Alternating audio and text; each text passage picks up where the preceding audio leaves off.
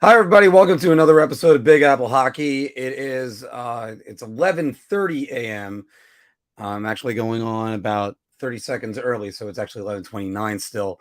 But my mistake earlier, I did not notice that it said PM on the timer. So hopefully, I got everybody joining me right now on this. I, of course, am your host, Mark Williams, and I'm flying solo today. So I got Filk, who's working on his new job, and we're dying to get him back on with us again, and Anthony, who's away on vacation. But if you haven't heard, we've got big news coming and a little bit of bigger news coming. Next week, around 2 o'clock, we should have an interview with guest Jacob Slavin of the Carolina Hurricanes. There's our first active player to be joining us on here. And we're working harder to make our show better constantly. And we can't wait till it's even better for you. There's even bigger news coming very soon, and we are waiting to announce that one. Although we kind of hinted at it on the last show on Saturday. So it's a little bit weird that we're doing a show right now on a Friday. Sorry, like I said, the guys have been away. I had a golf outing on Wednesday, and yesterday I played Bethpage Black, and I am still exhausted.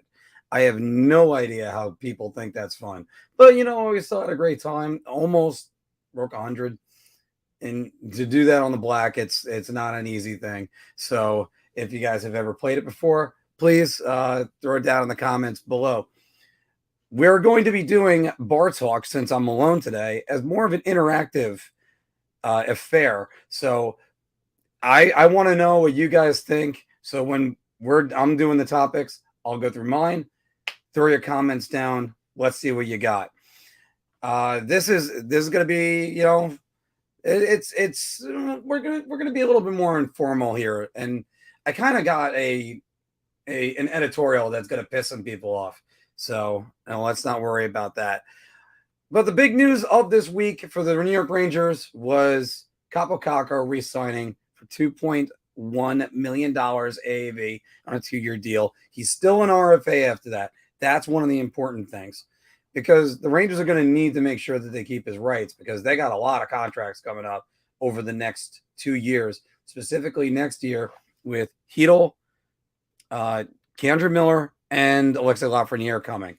That is going to happen. That is for sure. And they're going to have to do some salary cap juggling. That's why it was sort of important for them to give more terms and keep the money down on Vincent Trocheck. But we'll see how well that move works out. As of course, everybody remembers, Kaapo Kakko, second overall pick in 2019. David Quinn thought he was a perfect bench warmer. And I have been very critical, as a Filk, over the last 2 years of this podcast, about our thoughts about the way David Quinn handled him. Now, I think there's not going to be any lingering effects from the Game 6 scratch. I still think it was not a good move.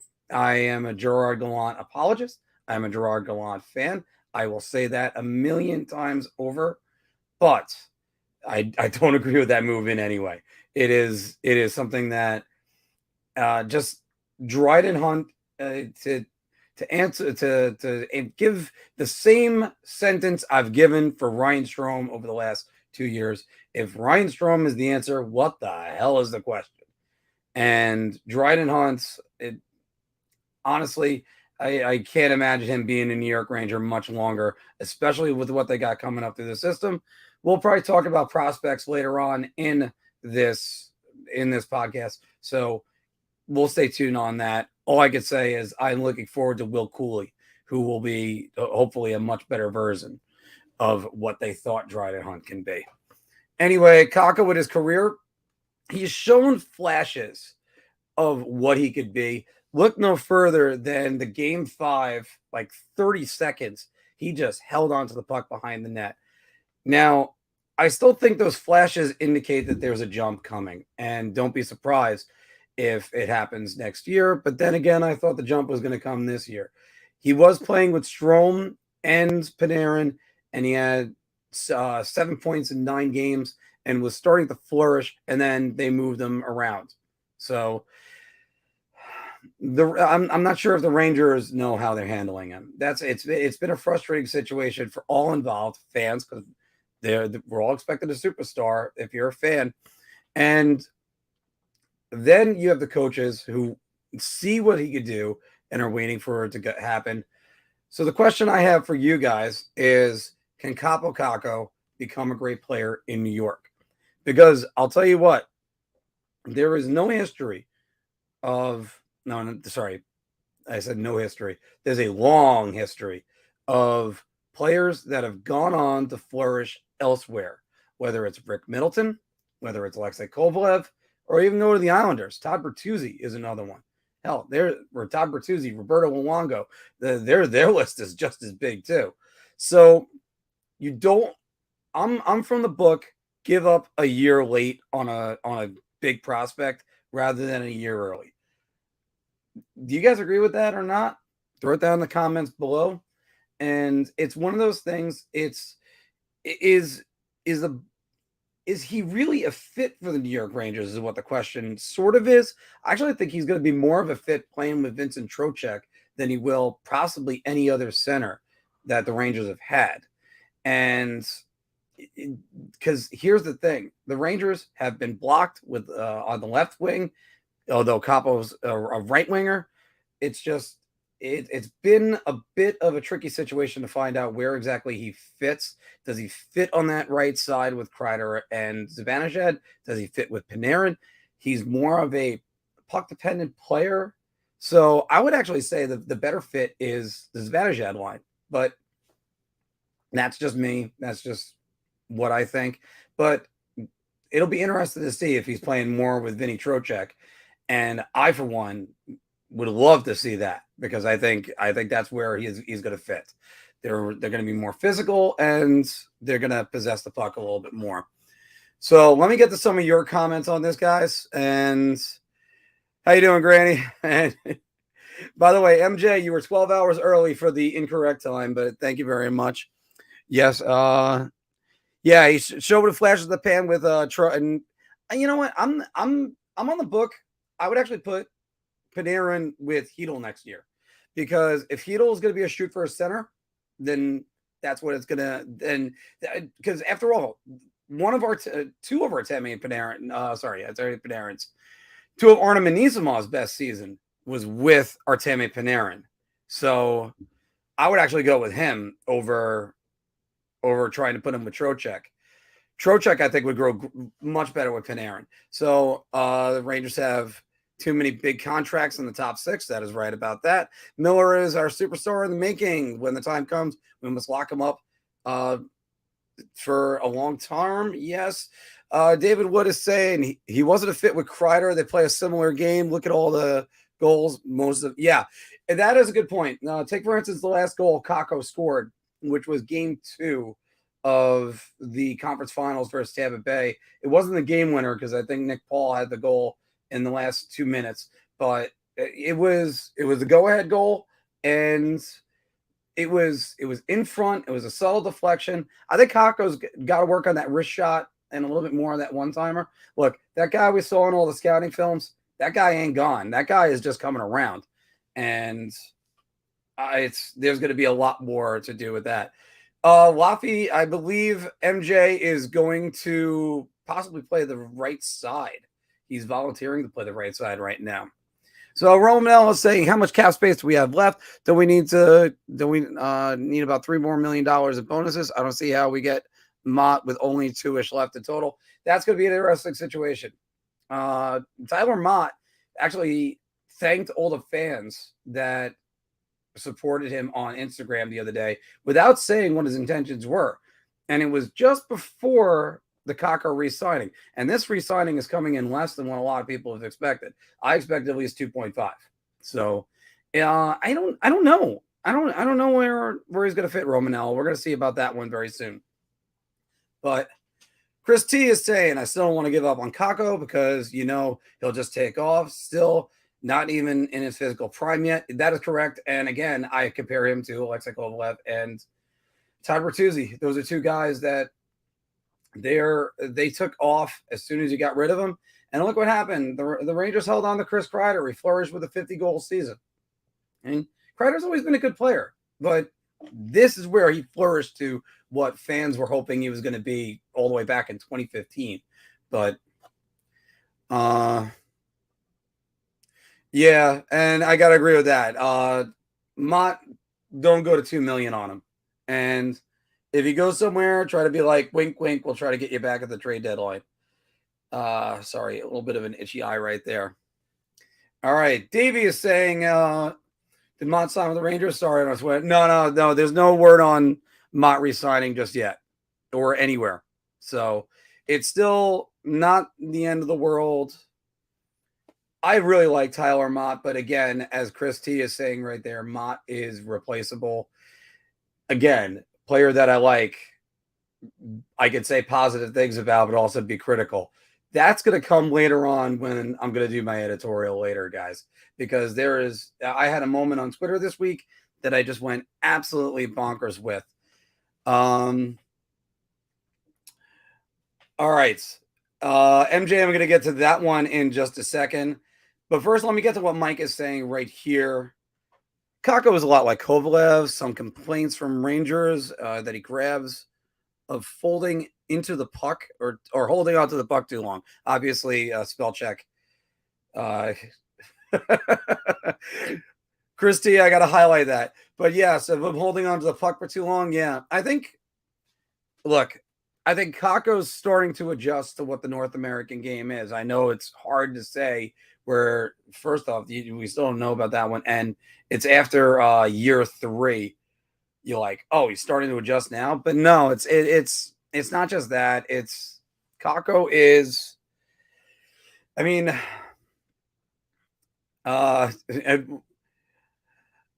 just me, I'll say on that one in a second. I do think that there is a lot of the Kovalev comparisons you can go with Kakko, and he is starting to understand the game. The other thing is he's growing into his body. He is getting bigger and bigger every single day, and it's only a matter of time until Kakko is just a prime specimen. If the ceiling is Mikko Rantanen on him, look out. And he's much more than a guy. He's much more than a guy that missed that open net in game 1. Oh, we could have already won the Carolina series. Okay, Rangers won the Carolina series. No need to hold it against them. But so we're going to move on from there. We're actually going to the topic that Chris T just brought up, which is the silence around John Klingberg and Nazem Kadri. Now, there is a lot of silence. And as it was pointed out to me in a few articles from our Anthony LaRocco, that Kadri's agent cannot comment on his contract situation right now. So it's leading Anthony to believe, and stop me if you heard this one before, I'm going to just go right back to what Chris T is saying right there, that he's probably an Islander at this point. I don't know that 100%. And I can definitely read the tea leaves and see that. I don't know. I personally don't think that's going to be the case. I think he's looking to either go back to Colorado or go to a contender or playoff team that'll pay him the most amount of money. I think a lot of those offers that came in really lowballed him on a career year, and we're going to see about where he lands. John Klingberg is a different story, because if Kadri signed, let's say Kadri signed with the Islanders, that's what everybody always wants to talk about with him. And, oh, well, he signed with the Islanders, but he can't comment on anything. Okay. Lou didn't sign Klingberg. We know this.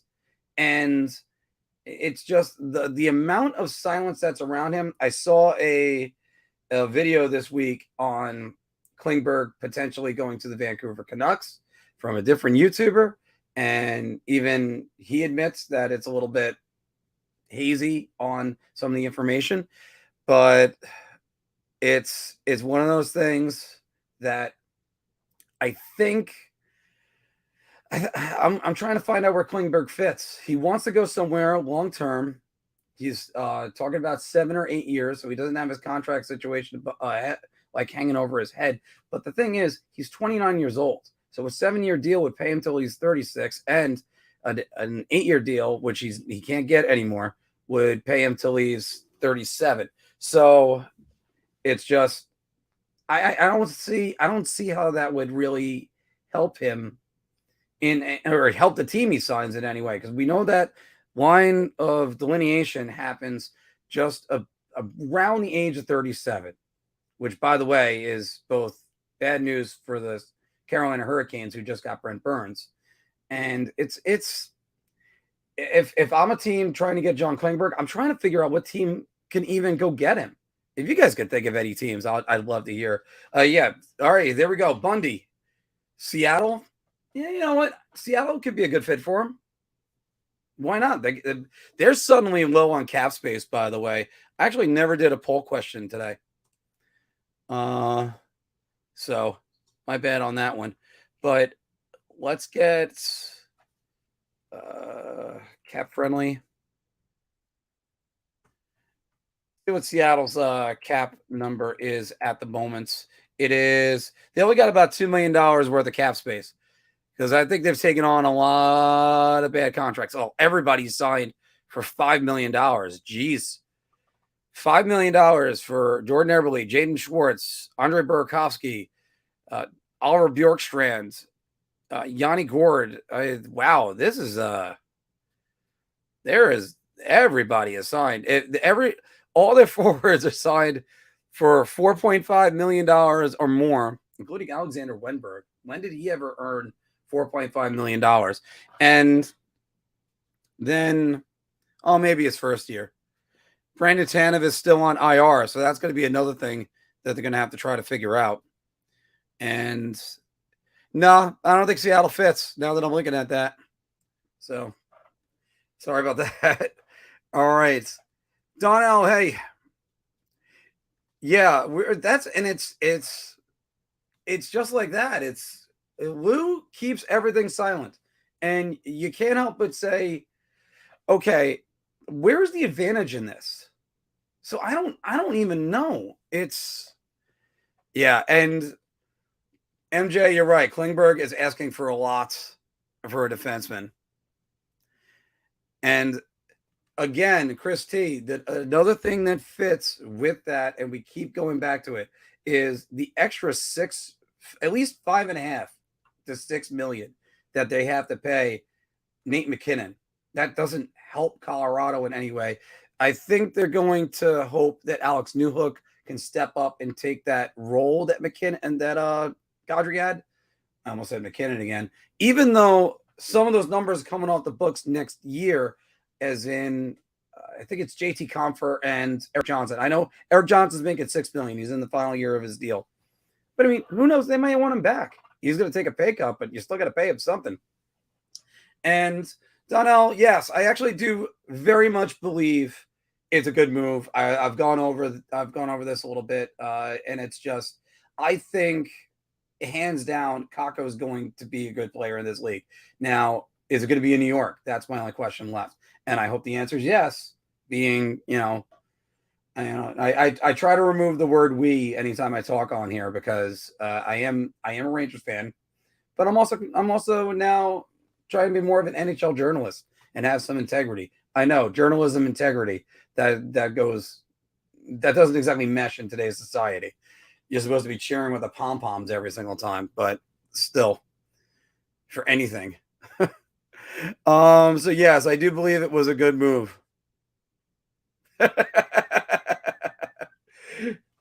Oh, DP. Yes, Philip, you're absolutely right about that one. Hey, Gregory, how you doing? Yeah, and I just noticed Seattle, $2 million in cap space. They got $9.9 million in dead cap space, because I think they took on a couple contracts. Let's see what their buried penalty is. We'll just Ryan Donato. No, they didn't take on any bad contracts, huh? They didn't pull in Arizona.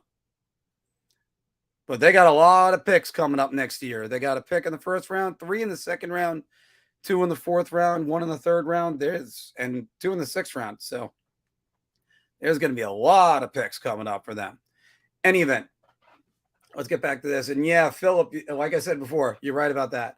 I need to have Cap Friendly open all the time, especially for the off season. Don't worry, I didn't know that either. I wasn't prepared for that question. It's a great thing about when I try to prep all these things, get the stats on there, get all these chyrons going, and then you ask me a question that I wasn't ready for. Then I have to go test it out. But at least it wasn't too silent for all that. Seattle getting Borkstrand and Burakovsky. Schultz most likely takes him out of the Bedard sweepstakes. I would say so too. But don't forget the NHL has a lottery, and that's one of the reasons for it. They still want you to go out and try to win. Although, more on Connor Bedard in a little bit. All right. Fanatic is saying that Calgary finds a way to move Monahan and Shillington with picks and prospects.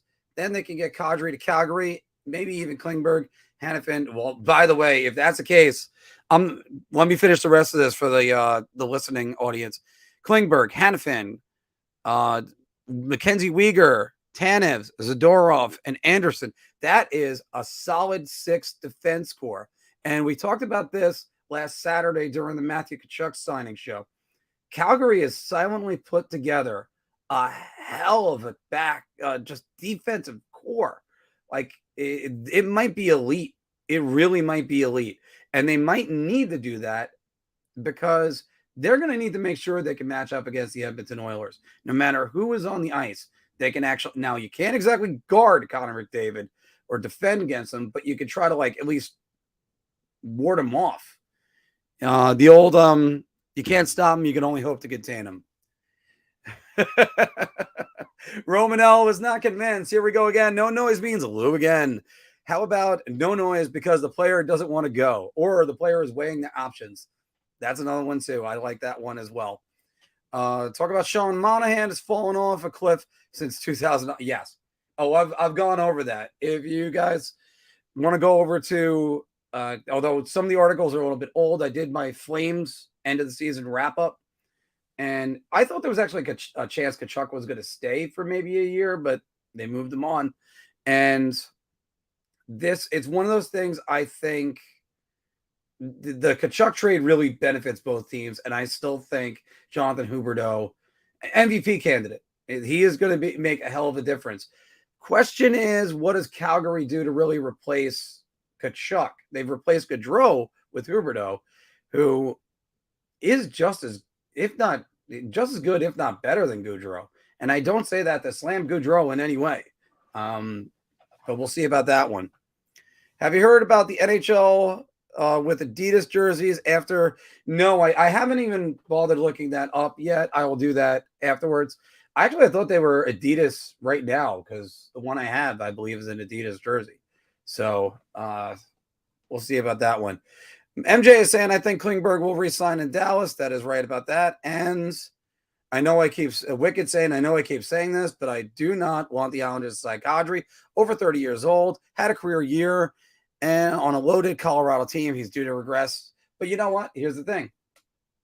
Is he another matchup center for the Islanders? If it's the Islanders, then I've always said this about the Islanders the last few years. The Islanders look at you and go, we're going to match up against you in every single way. And this is one reason why I wanted the New York Rangers to find somebody like Vinny Trocheck over re-signing Ryan Strome.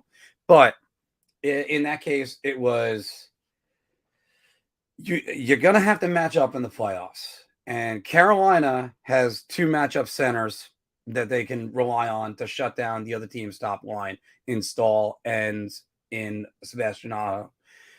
Then you have let's say you go with the Rangers. Their matchup center is Mika Zibanejad. They need to get away from using Mika Zibanejad in those situations. And that's another reason why I think Trocheck should be on a different line than Panarin, and then let Panarin find a different unit to prop up, or different guys to prop up. Filipino's really not a great defensive center. He's all right. And I think if you did Trocheck, Kakko, and I think maybe that's where you start finding like maybe a Barclay Goodrow would go on that line and play the left wing, and not be on the fourth line.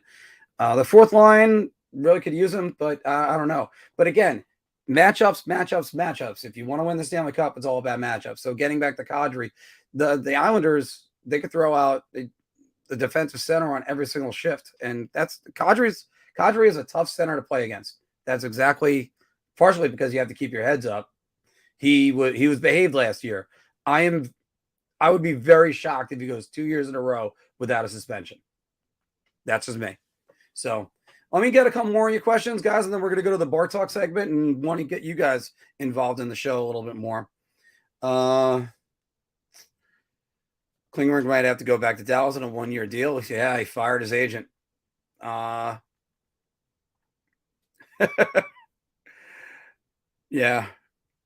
Christy, yeah, no shit. Klingberg signs at Dallas.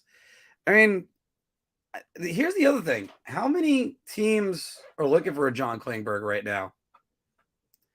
Yeah, you know what? I'd love to say that too, but Monahan's kind of been falling off a cliff. Sigenthaler 5-year deal. Well, everybody needs the defensive guy. So I'm going to go yes. Good move. He's found a home in Jersey. There we go on that. And wow, you're coming. All my partners in crime are gone right now. Filk is working, and Anthony is on vacation. So that is one thing I didn't want to go a week without a show. So here we are. Uyghur and Tanev are going to be a great pair. Not a good one, a great pair. The decor will be very expensive, yes. And by the way, more or less than Boston, who's spending $30 million on their decor. Christian, how you doing? All things are 80s again. Is that why Calgary and Edmonton are one more? They're always a good rivalry, and I love it when the rivalries are good when both teams are good, especially like. That's why I kind of hope the Islanders are going to make the playoffs. It's been, we're coming up in 28 years is the last time the Rangers and the Islanders. Actually, we're already at 28 years met in the playoffs, and the Rangers crushed them, but that was a different story. So it's always good whenever that can happen. So again, it's always better when both teams are good, or it's also funny when one team isn't as good or the other team is great. And then, of course, the bottom feeder ends up beating the other ones. And hell, in New York, we just saw it this week, Mets, Yankees. Well, that's where both teams are good. That was the other example on that one. All right, guys, we're going to move on. We're going to do a little bit of a bar talk segment. And since I don't have a partner in crime, as Donnell pointed out today, the answer is going to be you guys. You guys are going to have to be the partner in crime with me. So get ready to put your answers down below. I figured I'd give this a try. And also, I have to mention this. Don't forget to check out Manscaped and their family of products that are right here from the guy you covered from head to toe, from the Weed Whacker to the Manscaped Lawnmower 3.0. I left mine in the bathroom. I could have brought it out right now, but I got to say that it's great. It doesn't nick you in any way, especially in sensitive areas that doesn't want to be nicked. Use code BAH when you check out for 20% off and free shipping. So let's go to the bar talk, guys. I'm going to take a shot on this one. I'm going to say beer. I'm buying everybody around on this. Oh my God. I know I say it every single week, but I have to redo the intro since Filk has lost a ton of weight and he doesn't look anything like that anymore. Guys, welcome back to Big Apple Hockey Bar Talk, where we are gauging our confidence on NHL topics based on our choice to drink. Are you ready to buy everybody around you so confident? Are you so disheartened? Oh, please give me a shot. Or are you like, so, I'll have a beer. It'll be all right. And by the way, since it's just me, there we go. No, well, not just me. You're in the comments right now. But since it's just me, I need you guys to throw your beer buying or a shot down below. I guess emojis, several would be if you're buying, or you can just write it in if you want. here's our first topic right now. Matthew Robertson will be the New York Rangers' 6th defenseman. And I'm going to tell you this. I'm going to buy everybody around on this one because I think that they're probably not going to want somebody like Nils Lundkvist just to be getting 6 defenseman minutes times. And I was looking at the rest of that D-core that's down there waiting. Unless you really get a veteran defenseman on a PTO or somebody to just sign for the league minimum in the next month, I think Matthew Robinson might be the best option because that's just what I've always kind of honed in on this guy and thought, I think he's going to be the best guy. We've talked about this several times on the Q&A sessions, and I have to think that it's Matthew Robinson that's the one that's going to be coming out on this. So let me see what you guys think right there. Oof, wow, I'm getting killed on this one. Chris is saying shots. Shot. Yeah, actually, Wicked saying around. How about that one? And Joe is saying beer. And yeah, it's a little bit of iced coffee right now is what I'm drinking. I gotta keep it going. Yeah, because I don't think Jones is gonna be the answer, but Dave's got a good point right now. Jones has played NHL games and knows Lundkvist was first round pick. Robertson could, but he would have to play much better than the other two. Yeah, and it's a left D that's what it's got to be. You got to make sure that you get somebody that's going to be on the left D. Dave is chiming in. Shot. See, that doesn't make sense to me. Nils is one of our top prospects. When is he going to get a chance? Yeah. Oh, dear God. I do not want to see Jared Tenorti ever again. I'd rather see Marc Tenorti, his dad, play. So Gallant wants the size. That's why I think it might be it might be him as well. And Music is saying I really like Jones. He'll have to step up his defensive game. Well, you know what?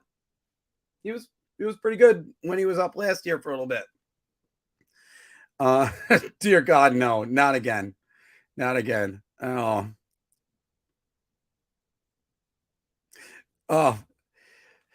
You know what?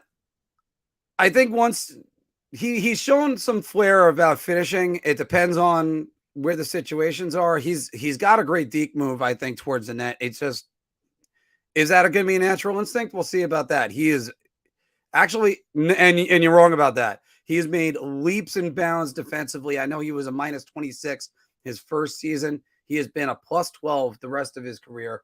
That is for certain. And he is the extra metrics. I was going to say the saber metrics, but I'm pretty sure those are a baseball term. But no. And dear God, Hyatt better not be in the mix. Absolutely not. All right, we're going to move on, guys. We're going to ask you. The New York Islanders don't need to sign anyone. And I guess, Wicked, I'm waiting to see where yours is going to be. But I'm actually going to say a beer on this one because I think if the Rangers, if the Islanders did not sign Nazem Kadri like they're rumored to have done, I don't think it's the end of the world. I think they're kind of set with a lot of their positions. Look, they needed a premier player to really quarterback that power play. Now, does that mean that there's out of the trade market for Vladimir Tarasenko or something like that? Probably not. But then again, I mean, Tarasenko asked for a trade last year. It was just a request.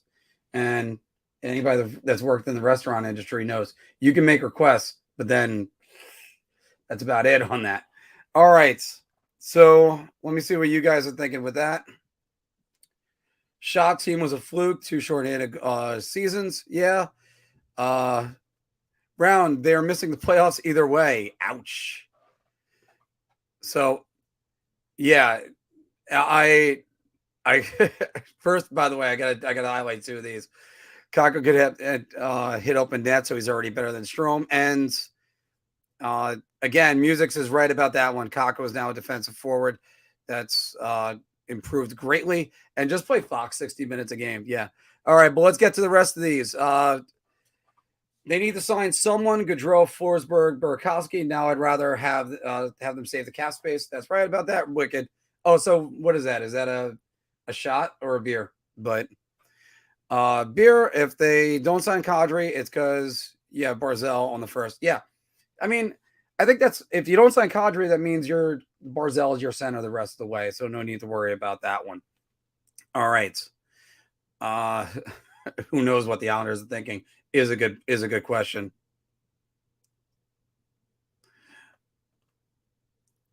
Well, actually, you know what? There's a new arena now. So, oh, wait, sorry. Wait. That's right. Why would anybody want to sign with the Islanders when they could potentially get a new arena every day? So, you know what? Yeah, I mean, UBS is completely different. So that's why I think that's right about that one, Matador. I think it's an attraction thing. Oh, for every 5 years. Oh, yeah. I'll tell you what, these city planners really need to make sure they do their jobs a lot better. Just ask Arizona about that one. All right, Shot the Islanders don't have the depth to compete with the Metro teams anymore. I don't know about that. We're going to find out about that one soon. They might be, and again, Romanello saying, who knows? And Louis Truss, and we move on. So there we go. It's a beer. All right, let's go to some better topics on this one. The Pittsburgh Penguins all in is not the right decision. And I'm setting myself up for this one. I'm buying everybody around on this one. Here's my thinking on this one. And as much as you have Sidney Crosby on your team and still performing at a high level, I think he's only 33 or turning 34 this year. But Sidney Crosby is that good, and you can always load up and try to go win a Stanley Cup every single year with him.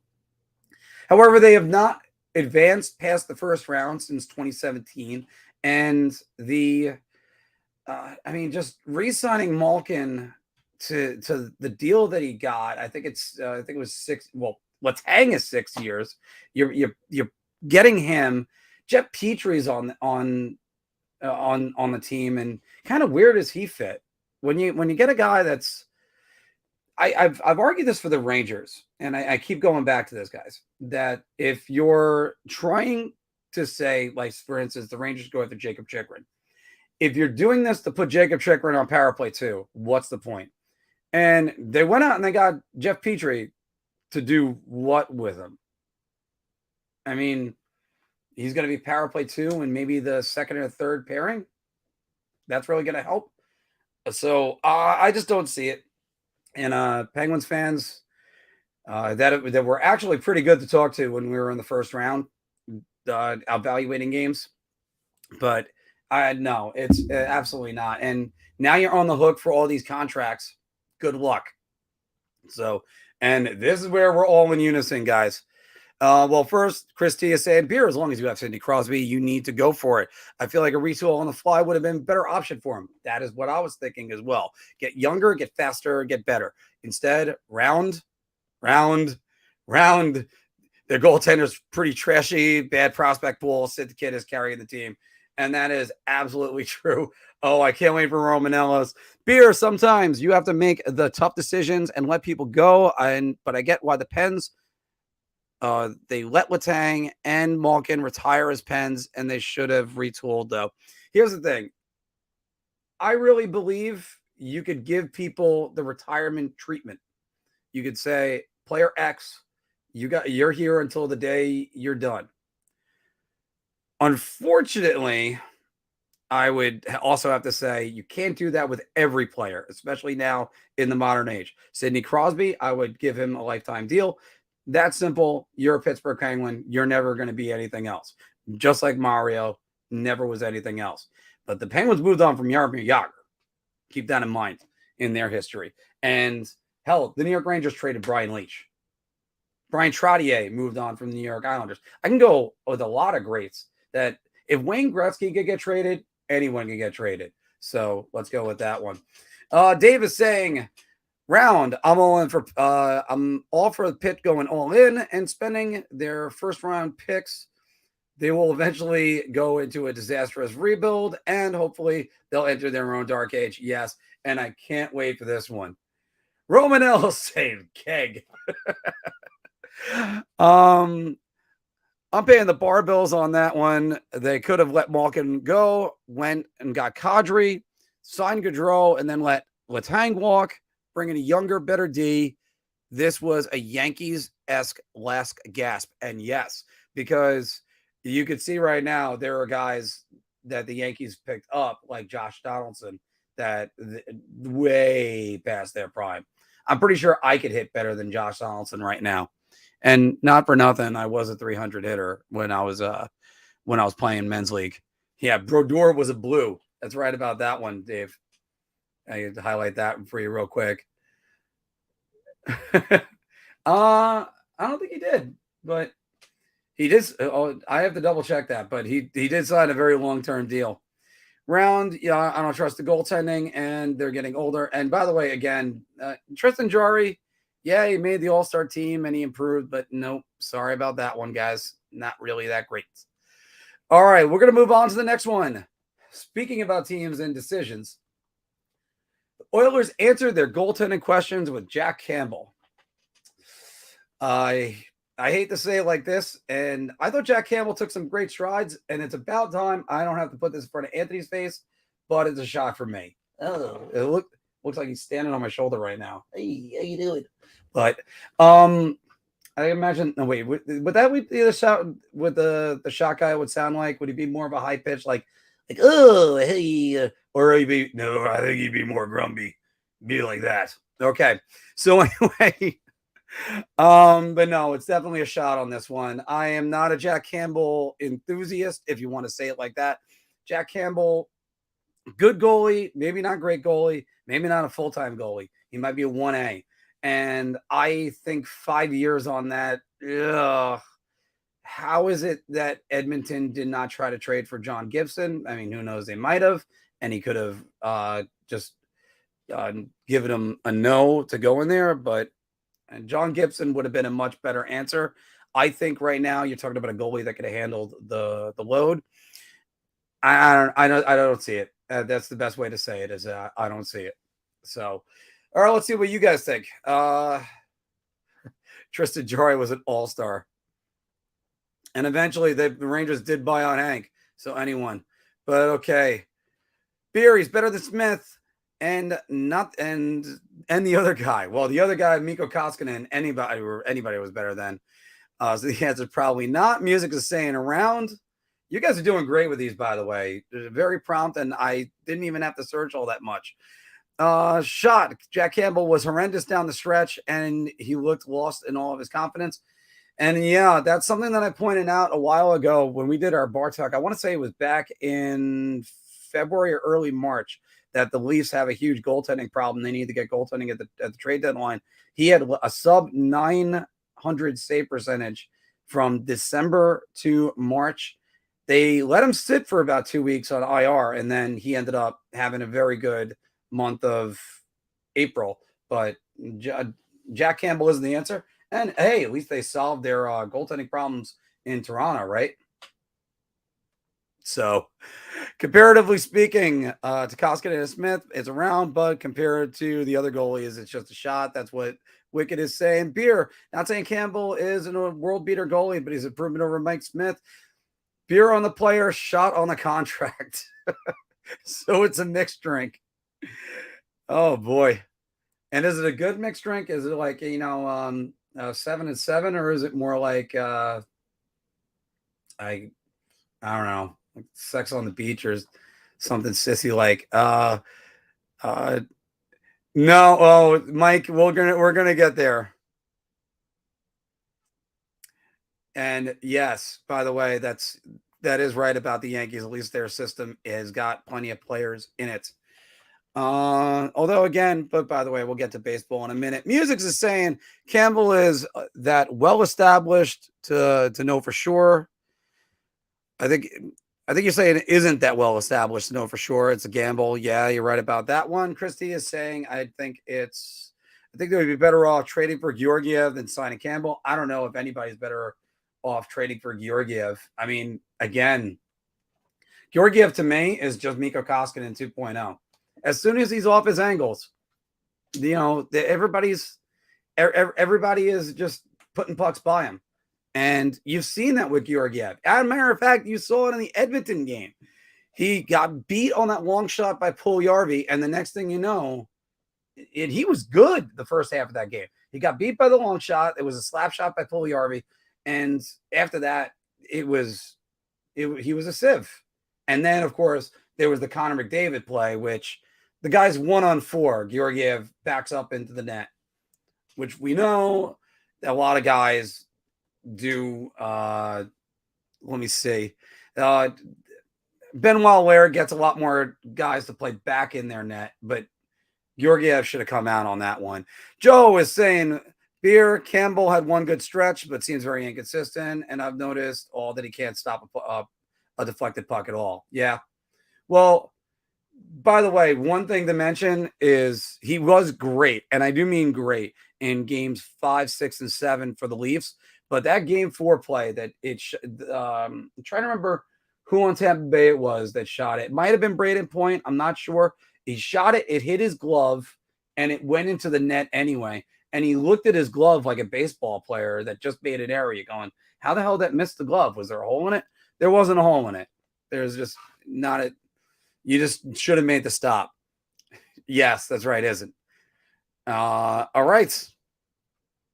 I think Toronto goaltending will be surprisingly good, especially if Murray stays healthy. That's a big if, Dave. That's a big if. I think all right, here's the thing.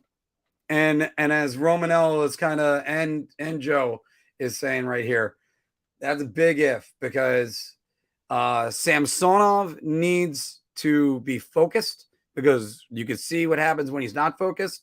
He ends up giving up the game-winning goal to I think it wasn't Riley Smith. It was one of the other Smiths that was on Boston. And that was terrible. That was terrible. That's the one that he left the drop pass behind the net in 2020. And Matt Murray hasn't been healthy in a long time. Matt Murray hasn't played 39 games in a season in 4 years, I think it is. So I don't think it's going to happen. Let's move on to Andrew Brunette will be the Devils coach by Christmas. And not only am I buying around everybody, but I'm going to tell you, it's going to be Thanksgiving. The Devils, I've been predicting this all year, and I even said it in my Devils write-up on BigAppleHockeyPodcast.com that I don't think Lindy Ruff is going to be the coach that long this season. And one reason why Andrew Brunette is in, and he's a better candidate for the Devils than he is for the team that he just won the President's Trophy with, is the team that he won the President's Trophy with wants to win the Stanley Cup. He still has to develop as a coach, and we saw that in the second round where he just had no answers for everything that John Cooper threw at him.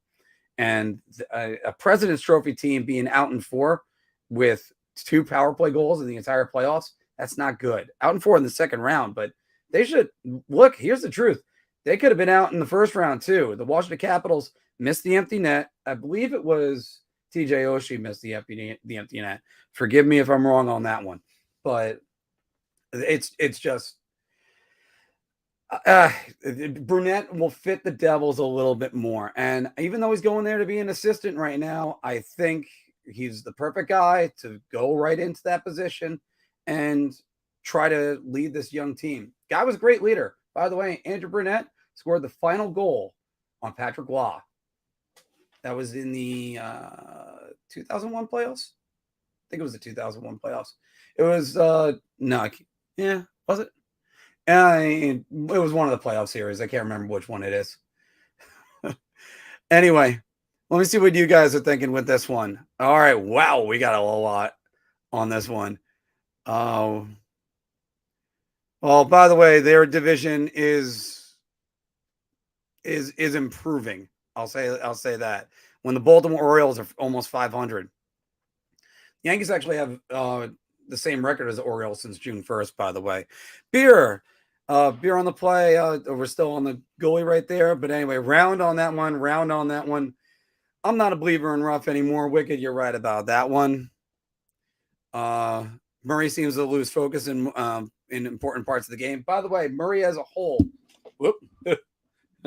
Just lost my my voice screen. This is what happens when you talk too much. I mean, that's Italian descent. Murray's always had a hole right here.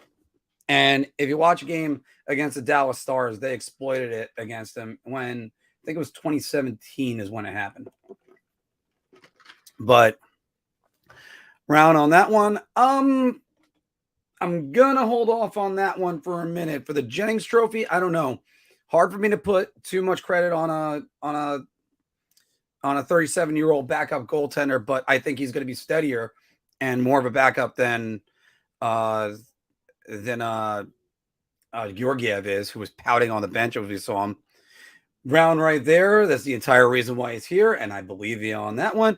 And also Beer, because he's a perfect guy for this young team. And again, that's Andrew Burnett. That's why he's there.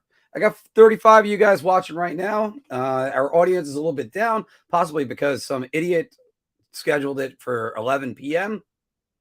So let's move on to the next thing. Here's one for you. This is a little bit of, I don't want to say it's stretch, but it's going to be easy to believe. Connor Bedard will be a Philadelphia Flyer. I'm only going to say Beer. They're going to be in the top 5 of the chances to go get Bedard. And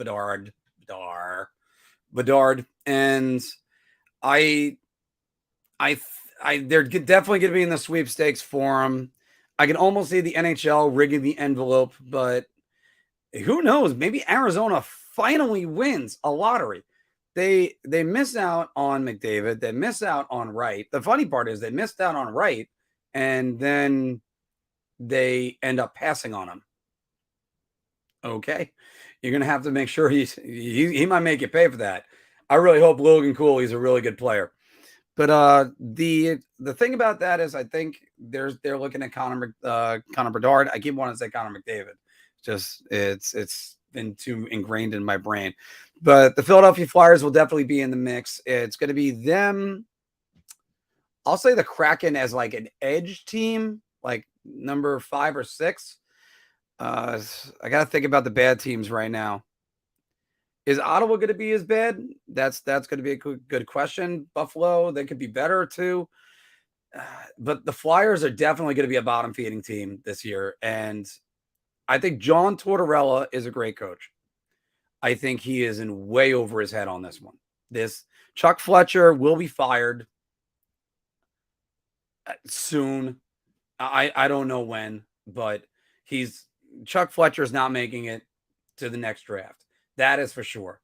That's absolutely. And if it is Bedard, it's not going to be him announcing the pick. I'd be shocked if he announces the pick. I think Romanell is the one that said it on our Johnny Gaudreau podcast, which was that the Flyers basically decided to re-sign Rasmus Ristolainen and pay Tony DeAngelo $5 million. So they chose those two guys over Johnny Gaudreau. That's just what I got to say about that one. Let's see what you guys are thinking on this, because I think it's going to be anybody know? I will answer that one for you in a little bit. I'm going to star that one for you, Chris. But yeah, I die if that happens. That would be horrible. Please let it be the Ducks or Arizona. Keep them there. No way to tell that there's a lottery. That is right. There is no way to tell on that one. And, and again, as Dave is pointing out right now, it's always a beer or a shot if Arizona is in the league. Well, the other problem is Arizona, they were trying to tank for McDavid. They were trying to tank for everybody in the last couple of years. But you know what? I can't even. I'm just going with your inkling on this one. Montreal might be bad, by the way. Montreal, thank you, Wicked. I couldn't think of whether or not Montreal is going to be bad, but you know what? They were a better team under Marty St. Louis, so we're going to see about that one. MJ is saying Beer. Yes, they will get Bedard. The Flyers team is so bad. Hart will fail this year. Sorry, Hart. Carter Hart, oof. I mean, going from highly touted prospect to actually putting up good numbers in, I think it was his second or third year, and then he has fallen off a cliff. All right. Philadelphia, the goalie graveyard. Always the way to say it. And I'm not saying it to offend the city of Philadelphia or anything. It's just their goalies. You can get a good year out of them, and then they're done. I mean, look at the 90s. I believe they had 7 different starting goaltenders from 1996 in the playoffs, I should say. 7 different playoffs. It might even be more. I'm just running them down in my head. Actually, here, we got a second. Why don't I do that for you? Garth Snow, Ron Hextall, John Van Beesbrook, Sean Burke, Robert Ashe, Atiran Enamaki, Romacek Monik, Brian Boucher. Did I get to 7 yet? And that might be a 10-year span, but still. Tanky teams really get what they want. That is true on that one. By the way, Chicago is another one. I forgot about Chicago because Chicago's trying to tank. He's going to Chicago. He'll be a Blackhawk. They need to rig that envelope to get him to go. Oh, hey, Chris T. There's one out of nowhere. Wild card. Bedard is going to Winnipeg. How about that one? And out of the box pick, David Wood is saying is Minnesota. That could be a good one. Minnesota, if they are leapfrogged by Nashville this year, look for them to fall all the way down.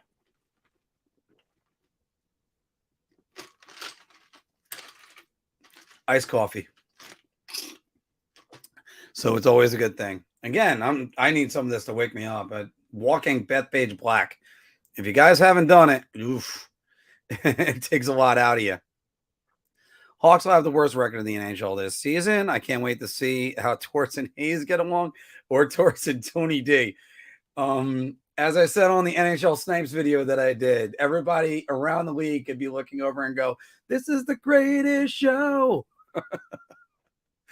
And it will be. It will be. And by the way, if Pittsburgh just ends up missing the lottery, yeah, why not? They already rigged the lottery once.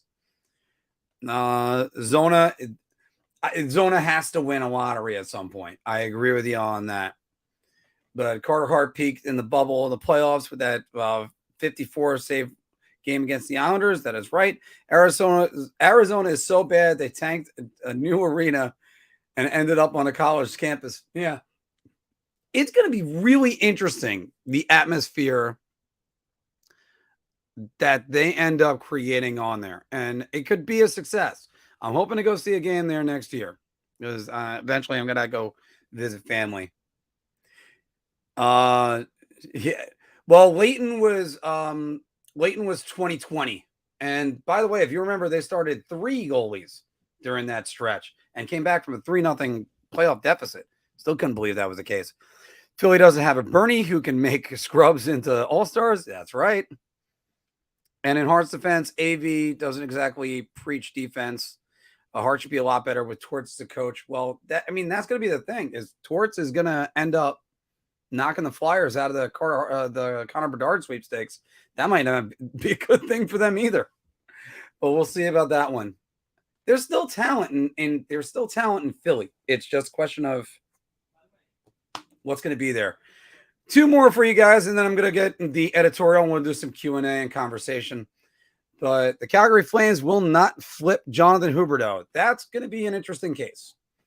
Now, when I say not flip, I mean that they're not going to trade him at least until the trade deadline. Or, you know what? Let's say that they sign him to an extension. Well, let's do that. Jonathan Huberdeau will end up signing an extension with Calgary. I think he's going to go there and he's going to be incredibly successful and he's going to see what they got. Daryl Sutter, if they decide to hold on to Jonathan Huberdeau, they might be able to make a real case for him and Mackenzie Weegar to stay there. And then they get 2 superstars that they weren't expecting. Or Mackenzie Weegar is a budding great defenseman. There was a survey done on Twitter. More on that later on. A different survey that was done that really infuriated me. And the thing about it is Mackenzie Weegar was basically a top 20 defenseman. And yeah, and he's going to be on that team. That team's going to be so good. It actually is there. Don't believe me. I picked them to win the Stanley Cup. Yes, they lost 200-point scorers. That's going to hurt. But if their philosophy is keeping the puck out of their net, and Sutter can do that, that's what's going to happen with that. So we're going to see about that very soon. Let's go to what you guys have to say. So Leighton was 20. Yep. Yeah.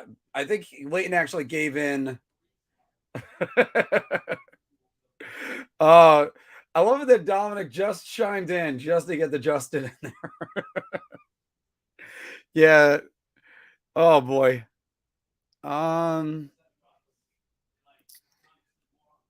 You know what, Mike? I'm going to come back to that one later. I like that one. We'll discuss that. And don't worry, we're still talking about DQ. That's going to be in the Q&A. But Beer, they better try to sign him first if they don't want him at all. I think they're going for it, but I think he'll resign. You don't think he'll resign. But the Flames would be smarter to flip him if he flat out tells him no. But that's what he's going to do. He's probably going to tell him right there. Shad, why would you trade Hubie? He's gonna be a very successful player in Calgary. Watch him spend the rest of his career there. I think there's absolutely a case.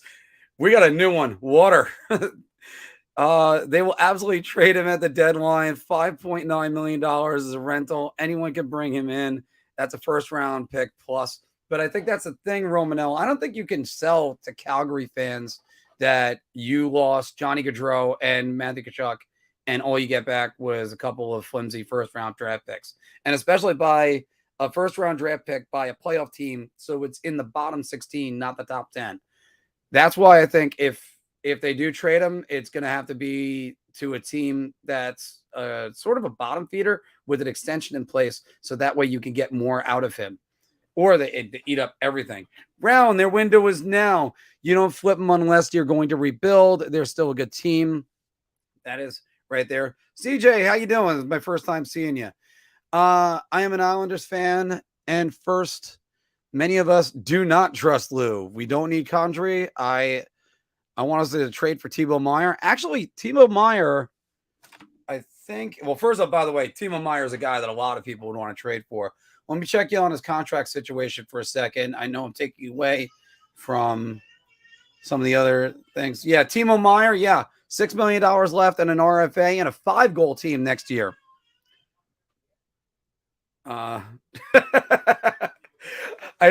Marc should go to Canada and try to get a picture with Trudeau and Huberdeau together. Yes, because as I said, that's the reason why the Justin came out of my mouth when I said that. Florida Panthers' future, honestly, isn't as bright as it was last season. They have no first. Their decor is miserable. I would honestly try to trade a guy like Sam Bennett for a top 4 guy. Yes, I agree with that one. And by the way, it's, you know what? Yeah, we're just going to say it like that. Just, yeah, the Panthers are in win now mode, and hell be damned. I don't know how much dead weight Ryan Reeves is until next year, but they're probably going to move on for him after next season. But yeah, so it'd be $1.7 million to go sign Tyler Mott. Joe was saying one more time, Beer, Huberdeau will stay and resign. The Flames will be a playoff team and just probably get in. And if they just get in, they might be good enough to win more than just that. So I have the itchiest nose for somebody that doesn't partake in certain activities. And Tommy, I think you're right about that. I like the Kakko bridge deal. But yeah, Christy, we were saying before, I don't think Mott is as a $2 million player. That's just, no, absolutely not. So Tyler Mott's previous season, let's go back to it.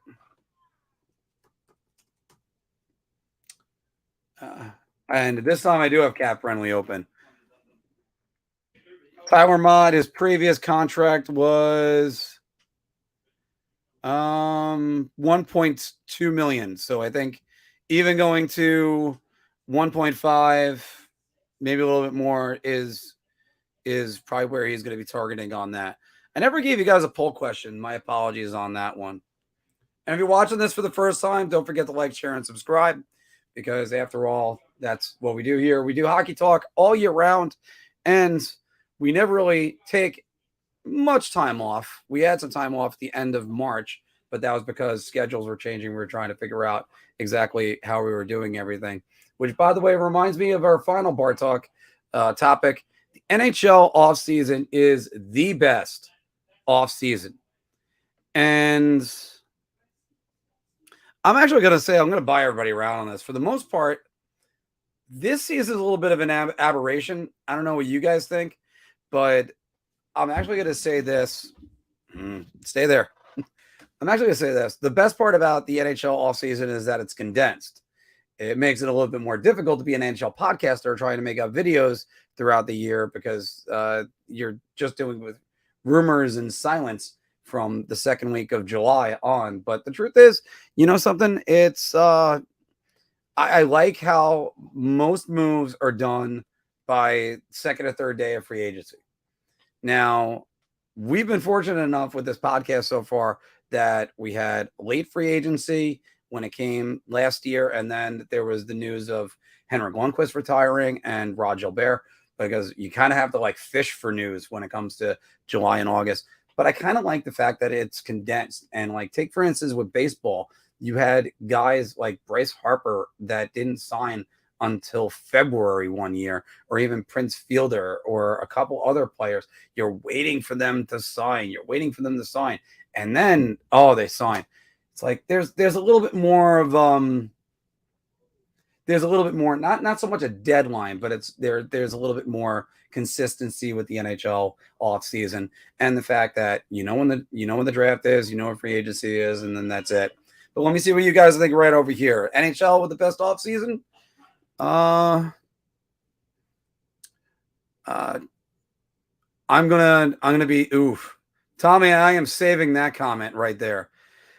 Mike is saying hockey is a sport with the longest season of your team. Doesn't suck, and then the off season can be the soonest, as exciting as it comes. So yes, he is saying round, and I think it's getting more exciting. It happens so fast. There are more games in other countries, and that makes rumors fresh. Good free agency movement, not like MLB where it's the exact opposite. Yes, because after all, I mean, you got guys in Major League Baseball like Scott Boras, who he will wait until opening day to sign the contract if he has to. He waits for the best deal, and that's what he always does. Well, okay. Well, we're gonna go. We're going with some Tyler Mott conversation right now. So I'm just gonna say this. Oh, and by the way, yes, CJ, I do have to mention that. I'm actually gonna I'm gonna wrap up the bar talk right now, just so that way we can get right to some of these other ones, because I do have an editorial for you guys today, because something that drove me nuts this week, and I let the guys know it's gonna take some people off. But again, everybody, thanks very much for joining this interactive edition of Big Apple Hockey Bar Talk, where we got to get what your thoughts were first and foremost. And then hopefully you'll hear more from us next week when we have Anthony on with me. And we are also going to have an interview again with Jacob Slavin of the Carolina Hurricanes. Can't wait for that one. We have a lot more endorsements to come, possibly from a New York Islander, a Russian New York Islander at that. So we're in an exciting time for us for the podcast. Can't wait for more on that one. And also, I should have the retrospective of one of my favorite Simpson episodes of all time, Lisa on Ice. And it's always one of my favorite ones to watch. And also, don't forget to like, share, subscribe to Big Apple Hockey, and the face that I have that's right there. And also, I have to also mention in once again, we're gonna get more sponsors one day, guys. Because right now we're just affiliates on this one. But go check out Manscaped. Use promo code BAH for Big Apple Hockey for 20% off. 20% off and free shipping on the products. So I can't say enough for Manscaped. Good stuff. Fortunately, I'm not really I'm kind of hairless, so that's always a good thing. So let's stay. And by the way, Mike said it was around on that one.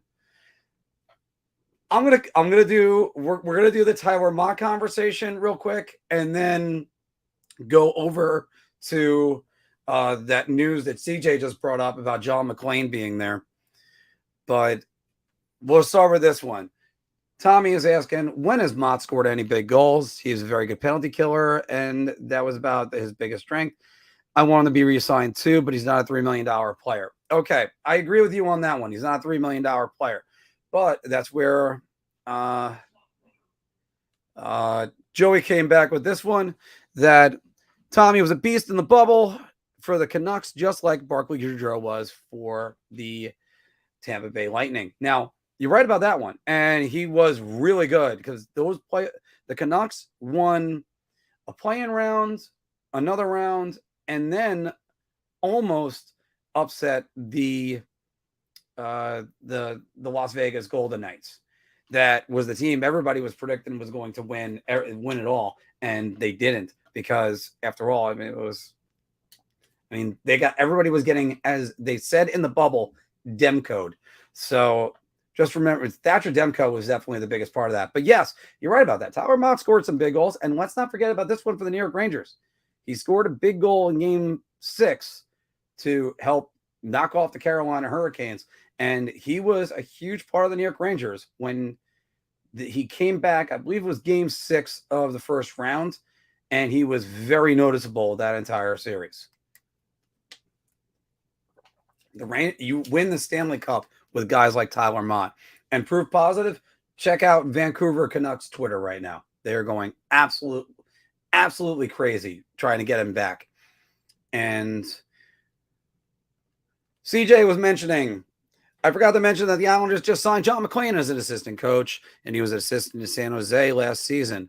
I wonder if that would help us trade for Timo Meier. Well, it wouldn't hurt, but I'll tell you this, it's definitely Lou getting his guy back, and probably the one I would have to tell you that's probably one of those guys that you look at a franchise, and when a general manager has to let a guy go, that's one of those things he didn't want. Trying to remember when McClain was the coach. Was it 2013 when Lou had to go down there with the co-coaches? When it was, 2014, I think it was. Lou went down one of the seasons with the Devils, and he had co-coaches. It was Adam Oates and Scott Stevens. That's a little bit of a weird thing. It's good to have an assistant coach. Co-coaches is a different story. And Lou was actually on the bench. It was one of the many times Lou has fired a coach and gone on the bench himself. I believe it's 3 in total, and twice he was the head coach. So it's one of those things.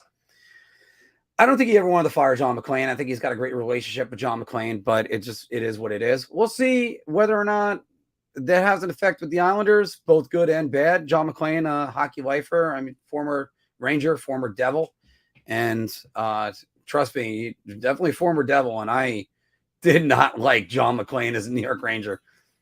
Good guy. It's just, it's one of those things. I rooted against him for so long. Now I have to root for him. But overseas hockey coverage has gotten better. That's what Mike is saying. And Tommy is saying, and anybody want to Letterkenny say with me on this right now, to be fair. So I didn't watch him on the West Coast. Yeah. Hard cap plays into it as well. You don't sign quickly, you can get left out with a good deal. That's right about that. Do you remember Pietrangelo? That goal he scored on Pietrangelo? Yes. Actually, yeah, that was a great goal. Not to beat a dead horse. Lou is at market. Now we're getting to DQ bashing time. There's a different New York Rangers topic I have to get to before we get to DQ bashing time. But around Pietrangelo, I like how he deked him out shorthanded. Yeah. Ole Kavasha. Yeah. Remember him? Oh, Ole Kavasha. Actually, Ole Kavasha was Russian.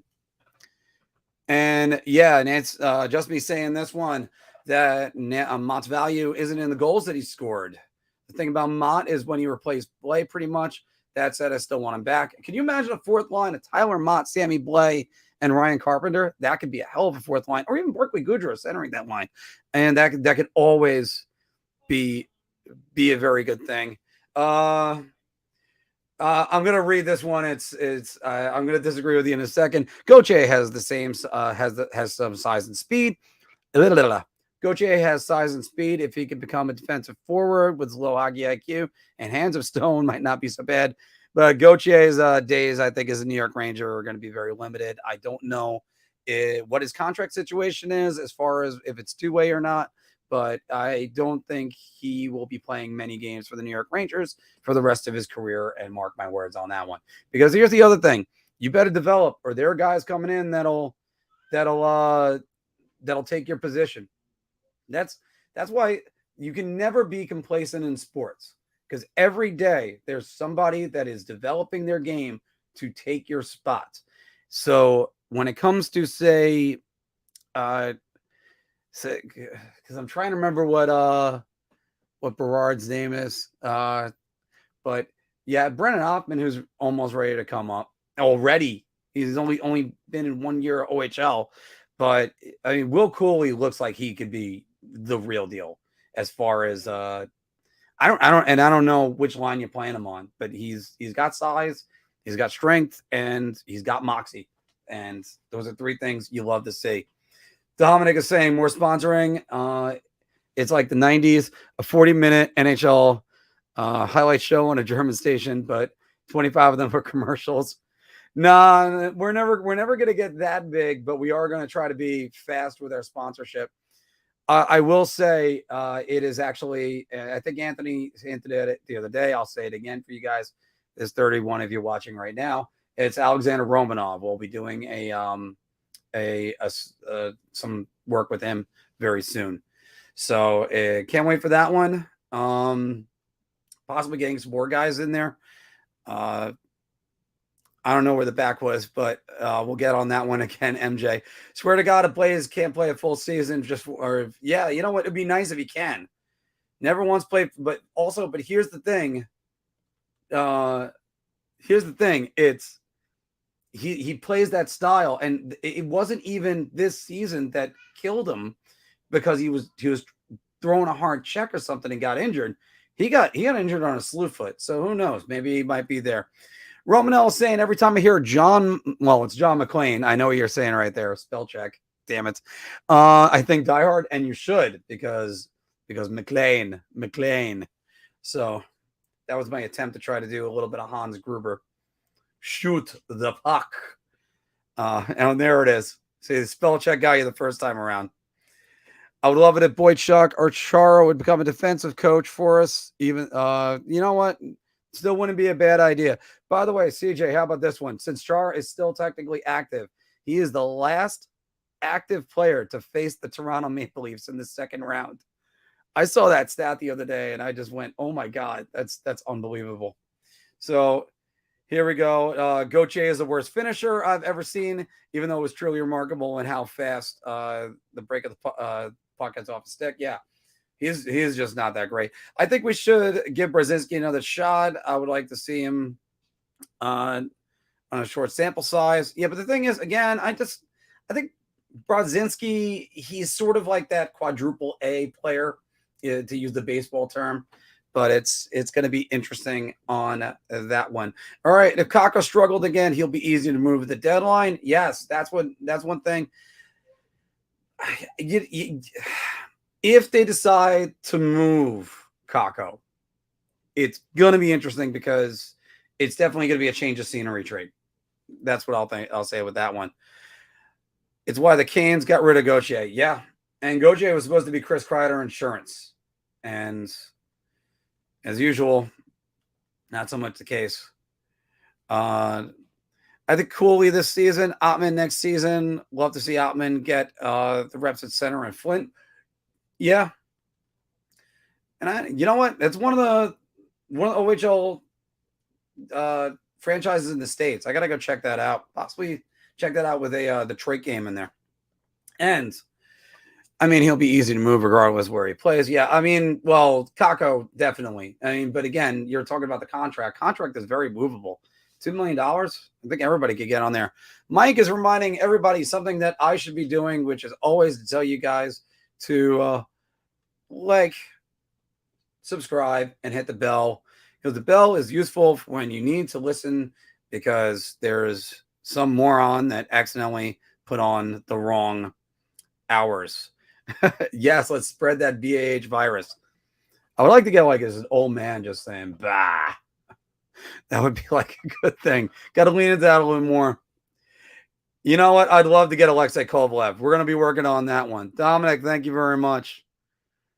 Lauren, I'm going to disagree with you on that one. I'm going to say best Christmas movie is still A Christmas Story. Although I did a list of the best Christmas movies ever, and A Christmas Story was number one. This is back when I used to do an entertainment blog. I think I deleted it recently, but there was a couple other good articles I had on there, which is why video game movies have never worked. But getting back to this one, I think I had Die Hard at number 3. I called it a Christmas movie, and I had It's a Wonderful Life at number 2. So, Gauthier needs to be sent to Harvard. Gauthier needs to be sent to Hartford to see a full season to determine his future. Char is awesome. I was mad when we signed him, but total 360 for me. He's a great person and really helped develop Dobson. He would be a great defensive coach. CJ, I think I actually agree with you on that one. I think he would be a good defensive coach. jingle all the way. You know what? Oh, that's not a bad one. It's good to see Schwarzenegger outside of action movies. Although, here's a good one for you guys. What's the best Schwarzenegger movie? I'm gonna go with T2, but Predator's right there, and Total Recall. So, jingle all the way. Hate Loppy switching to the left wing. Have Kreider move, and it wouldn't be a bad decision to move Kreider to the right, because he's flip flopped, and when he went to the off wing, he was scoring more goals that way. Because Chris Kreider, the one thing, if you look at his game, and I still have to make this video, I've been pledging to make this video since April, so sorry about this, is if you look at his 50 goals, you know, he used to love taking that short side wrist shot on the left wing. This time he moved to the right wing, and it just opened up his wrist shot even more. So, well, see, this is the reason why you ask tough questions like this one. Elf is a great Christmas movie, and is the greatest Christmas movie ever, and won't be taking comments. Thank you. I would love to see Kreider named Captain Chris T, but I think one thing the Rangers have sort of established is that they aren't going. I don't think they're going to name a captain. I think they're not going to name a captain out of respect for the other guys in the room. For instance, they don't want to put it on Kreider because it might. Kreider doesn't want it to worry about his feelings for Zibanejad. Zibanejad doesn't want to take it because of his feelings for Kreider. It goes back and forth. So we're going to see about this one. Die Hard is just a great movie. I can watch that at any time. And yes, Predator still just, you get that. And again, when I mentioned, you want to talk about great Arnold Schwarzenegger movies, there's a ton of them. But I mentioned Total Recall. Total Recall, the original, and that bullshit Colin Farrell one is just it's amazing. And at the end of it, you're still wondering whether or not it's a dream. Although they do answer that at the very end, because there's a reason why there's a light flashing at the end, in case if anybody doesn't want to know. But it does give the most Schwarzenegger line: "Get to the chopper, get to the chopper." All right. Yeah, the bullshit Colin Farrell one is much closer to the book, but I gotta say, it's I know the Philip K. Dick story of we can sell you memories for wholesale, you can remember it at wholesale, at a wholesale price or something like that. Christy, I gotta argue about this. Not argue about this. I gotta agree with this. Sorry. I mean, how is it Schwarzenegger has not made it into a Fast and Furious movie? Donnell, I'm going to say, since I am a huge Spider-Man fan, which I thought I had something up around here, but I do not. Huge Spider-Man fan. I'm definitely an MCU guy, but the MCU is losing me at a drastically high-paced rate. They need to come in and do it. So, like the best movie from the MCU the last few years is Spider-Man No Way Home, and they didn't have much control over that. They're not telling the stories. They're not telling good stories. That's what it really comes down to. I'll say it like that. They're just not telling good stories. And I still think the best MCU, take the event movies out of the way, is probably Captain America: Winter Soldier. Can watch that at any time. And there's a lot of great, good early MCU movies. Even Phase 3 has got some great ones. I mean, Captain America Civil War was a great one because it at least put everything on there. But I just actually got some huge news about something else, but I will get to that in a second. By the way, that's not hockey related. Sorry, that's personal related. Just there's that's a long story. I can't explain that one. All right. Yeah, Pumping Iron. Jesus. Fast movie. Yeah, has been bad. Well, by the way, I'm glad you said that because it's so many movies like this now are out there nowadays where I go, that movie was awesome. Somebody says it sucked. And the first words out of my mouth is, I can understand. Because I thought the new Batman was fantastic. It's film noir as a Batman story. Hey guys, by the way, I did say I have an editorial that I have to get to, and it's gonna fire some people up. So please bear with me on this and what my thinking is. Let's get this down. Let's do a quick episode of On the Mark. This prediction that's right up here. Being single most of my life. Or just yell at Larry Brooks like every other New York Ranger. All right. Well, here's something that just drove me absolutely bonkers the other day. And I do mean the term absolutely bonkers. Because I was on Twitter and somebody put up this. It was a survey. Which player leaving was the hardest on you for New York Ranger fans? Pavel Buchnevich, John Rattel, Matt Zuccarello, or Marc Messier? And you can read my reply below that. I do say I can understand Zook, but I've gone over this numerous times, and I've said these words over and over and over again. It doesn't matter if I like the player, I can still be critical. But did I miss Pavel Buchnevich's legendary career? He actually comes out ahead of Marc Messier on that survey, or even close. Let's go with that survey again, because it's still driving me crazy just even thinking about it. 11%, 11 freaking percent. Messier's got 18. Everybody votes for Zook. And yeah, Zook's very likable, but Zook was in a rebuild. And it was just something that just drove me absolutely. You can see it's actually driving me crazy right now. Marc Messier leaving in 1997 was one of the worst breakups in NHL history. And if you don't believe me, I'm not just doing it to plug one of our old videos. It's one of our first top 10s that we did. But check out the top 10 worst breakups in NHL history. And I believe I have Messier at 7. And it's just one of those things that I still can't help but just say, do people know what Marc Messier was to this franchise? Now, I'm also critical of Messier because after he left, the guy that came back, he was okay. Look, that breakup definitely cost the Rangers another shot, possibly at a Stanley Cup, because the team was built with Messier in mind. Instead, it ended up being Pat LaFontaine on his final season and Brian Skrudlin, and that team bombed out miserably. I like Pavel Buchnevich. I really do.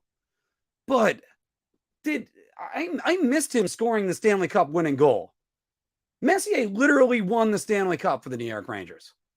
And 18%?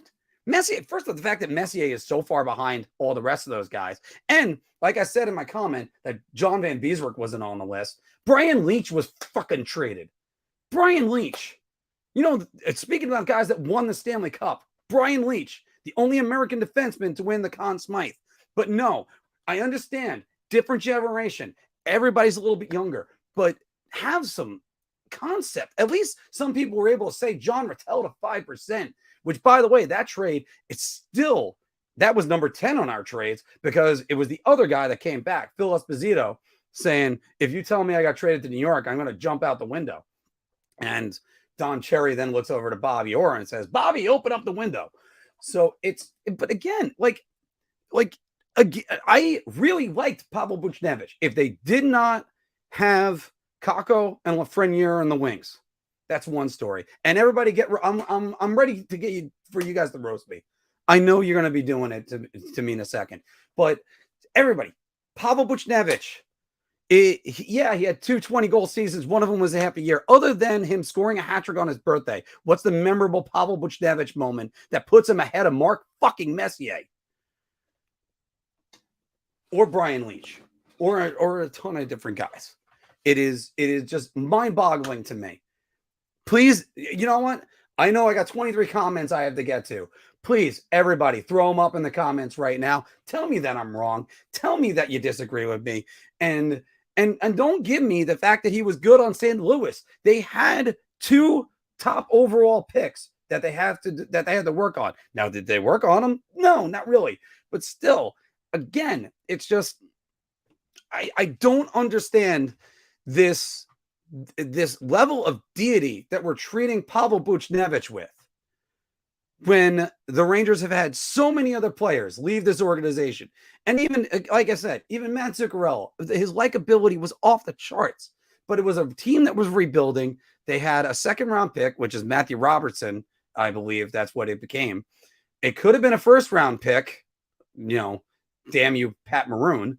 And the Rangers are forced to do some things. But in this particular case, again, I'm up to 30 comments. I got a lot of comments of people that are probably hating on me at the moment. Can't wait to see this one.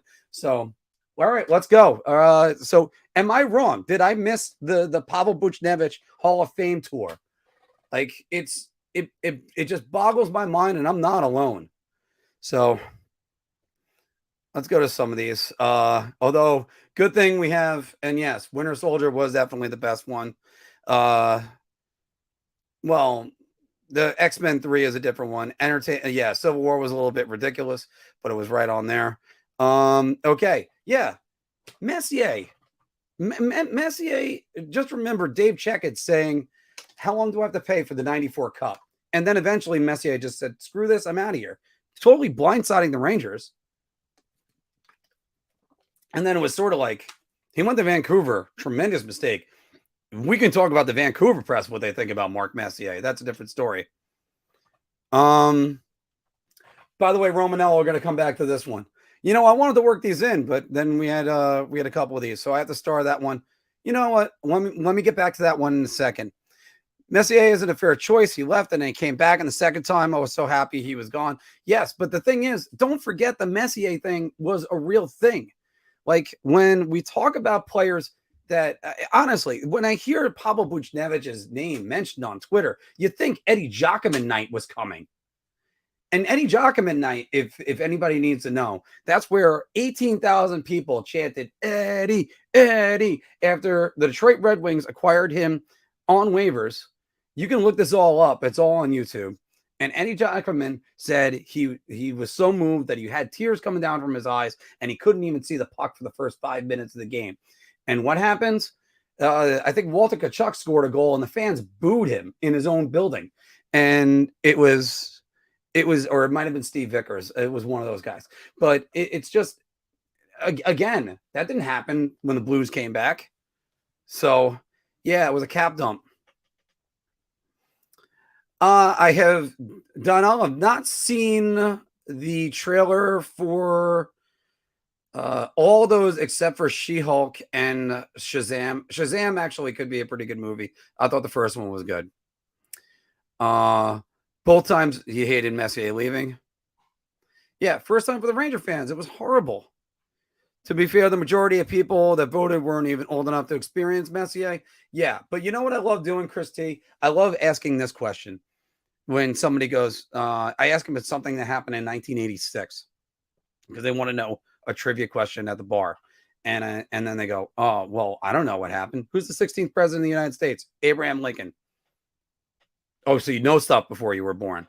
Guess what? There's a way of looking at historical perspectives on everything. And maybe that's what I have to do. I have to be the teacher in this situation to be like, guys, this is what happened back in that day. And we can all look back. And again, as Tommy's saying right here, Mac was his favorite Ranger, and they got rid of him. Yeah, because McDonough was a great guy. I think one reason why the McDonough situation wasn't that bad is because they announced the rebuild. He was going to be a key part of the rebuild. And one reason why, yeah. It's one of those things. Yeah, they're probably born after 1995, as Mike is saying. Mess was a dick. Well, yeah. I mean, and even I was critical of Messier when he came back, but I worship Messier to this day, so I'm a little bit biased. Well, not just Messier and his. I think his father was the agent too, but also Edmonton was giving him a lifetime contract for whatever's left, and it's just the survey makes sense. Messier retired in 04. He left nearly 20 years ago, and the Modern Fan was single digit when they were born. How many 40 or 60-year-olds are taking Twitter polls? Okay. Yeah, I agree with you on that one. But you know what? But even Dave, that's where it's like you turn to your dad or an older brother or somebody and you go, or even an older sister and go, oh, what do you think? Like there's my friend Rose who comes to the bars. She's like 60 years old.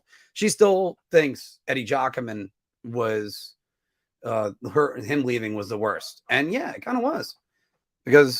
And Mike Richter was on that list, but I guess Mike Richter was more the career-ending injury, so that's what made it a little bit easier. The Rangers were able to honor him. He was a career New York Ranger.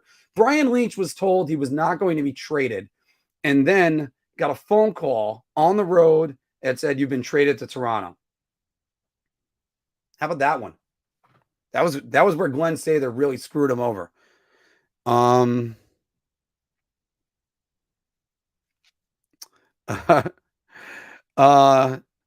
Yeah, I think the survey takes into account how the players left. Yeah, but again, even at that, it's one of those things that, like, we waited years for Buchnevich, and then he flourished elsewhere. Gee, isn't that a topic of conversation today? So, Core, hey, how you doing? Butch sucks in the playoffs too. People ignore that, but he got one goal in the playoffs this year. Yeah, actually, I said he kind of sucked in the playoffs, and then I mentioned he hasn't scored yet, and he scored like the lone goal in Game 4. So CJ, have a good one. But yeah, retired. Richter retired as a Ranger. Yeah, the shot to the side of the head from Chris Tamer, and then that was an Atlanta game, by the way, that he took it on the side of the head and cracked his skull. And then that light bump, I think it was Sean Harcroft is the one that, or Horcroft, the one that got him. No T at the end. Core, yeah, it's great to be there whenever I'm going crazy, but and it always makes interesting TV. It's even better when Filk is on a rant and becomes a little bit unhinged. Sometimes I just want to see Filk go on this. I remember vividly Ranger fans were sad as hell to see Richter leave. Yeah, Mike Richter was one of the most well-spoken, personable athletes ever. Some of his stories are just so fantastic. There was a story that was in Rangers magazine, I think in 1996. I think I still got it somewhere, where it was talked about Mike Richter going back to college and how he wasn't your typical college student. But yeah, Romanello, I got bad news. The shotgun celebration, that was Artem Anisimov in 2012. So different Russian. Buch is better than Anisimov. If you're a fan, you should know the history of the club. Doesn't matter how old you are. Dominic, yes, 100% on that one. Absolutely. You need to know these things because it's sort of like whenever I mention about Sam Rosen is the voice of the New York Rangers, and he is, by the way. And then fairly enough, older fans will say to me, well, you don't remember Bill Chadwick, do you? Yeah. All right. I mean, Foster Hewitt used to announce Ranger games at times too. I couldn't remember if he announced all of them though. So we got many more of these going. Would love Sammy to somehow pull a Mika type season out of his ass and shut everyone up and one up. Wouldn't that be funny? Sammy Blay to score 42 goals. Is that what you're trying to say? Like when Mika went up there? Yeah. No, and Donnell, I'll have to check that out. I mean, Black Adam is interesting to me. She-Hulk has still some issues. And again, but by the way, again, Shazam the gods. That one looks good.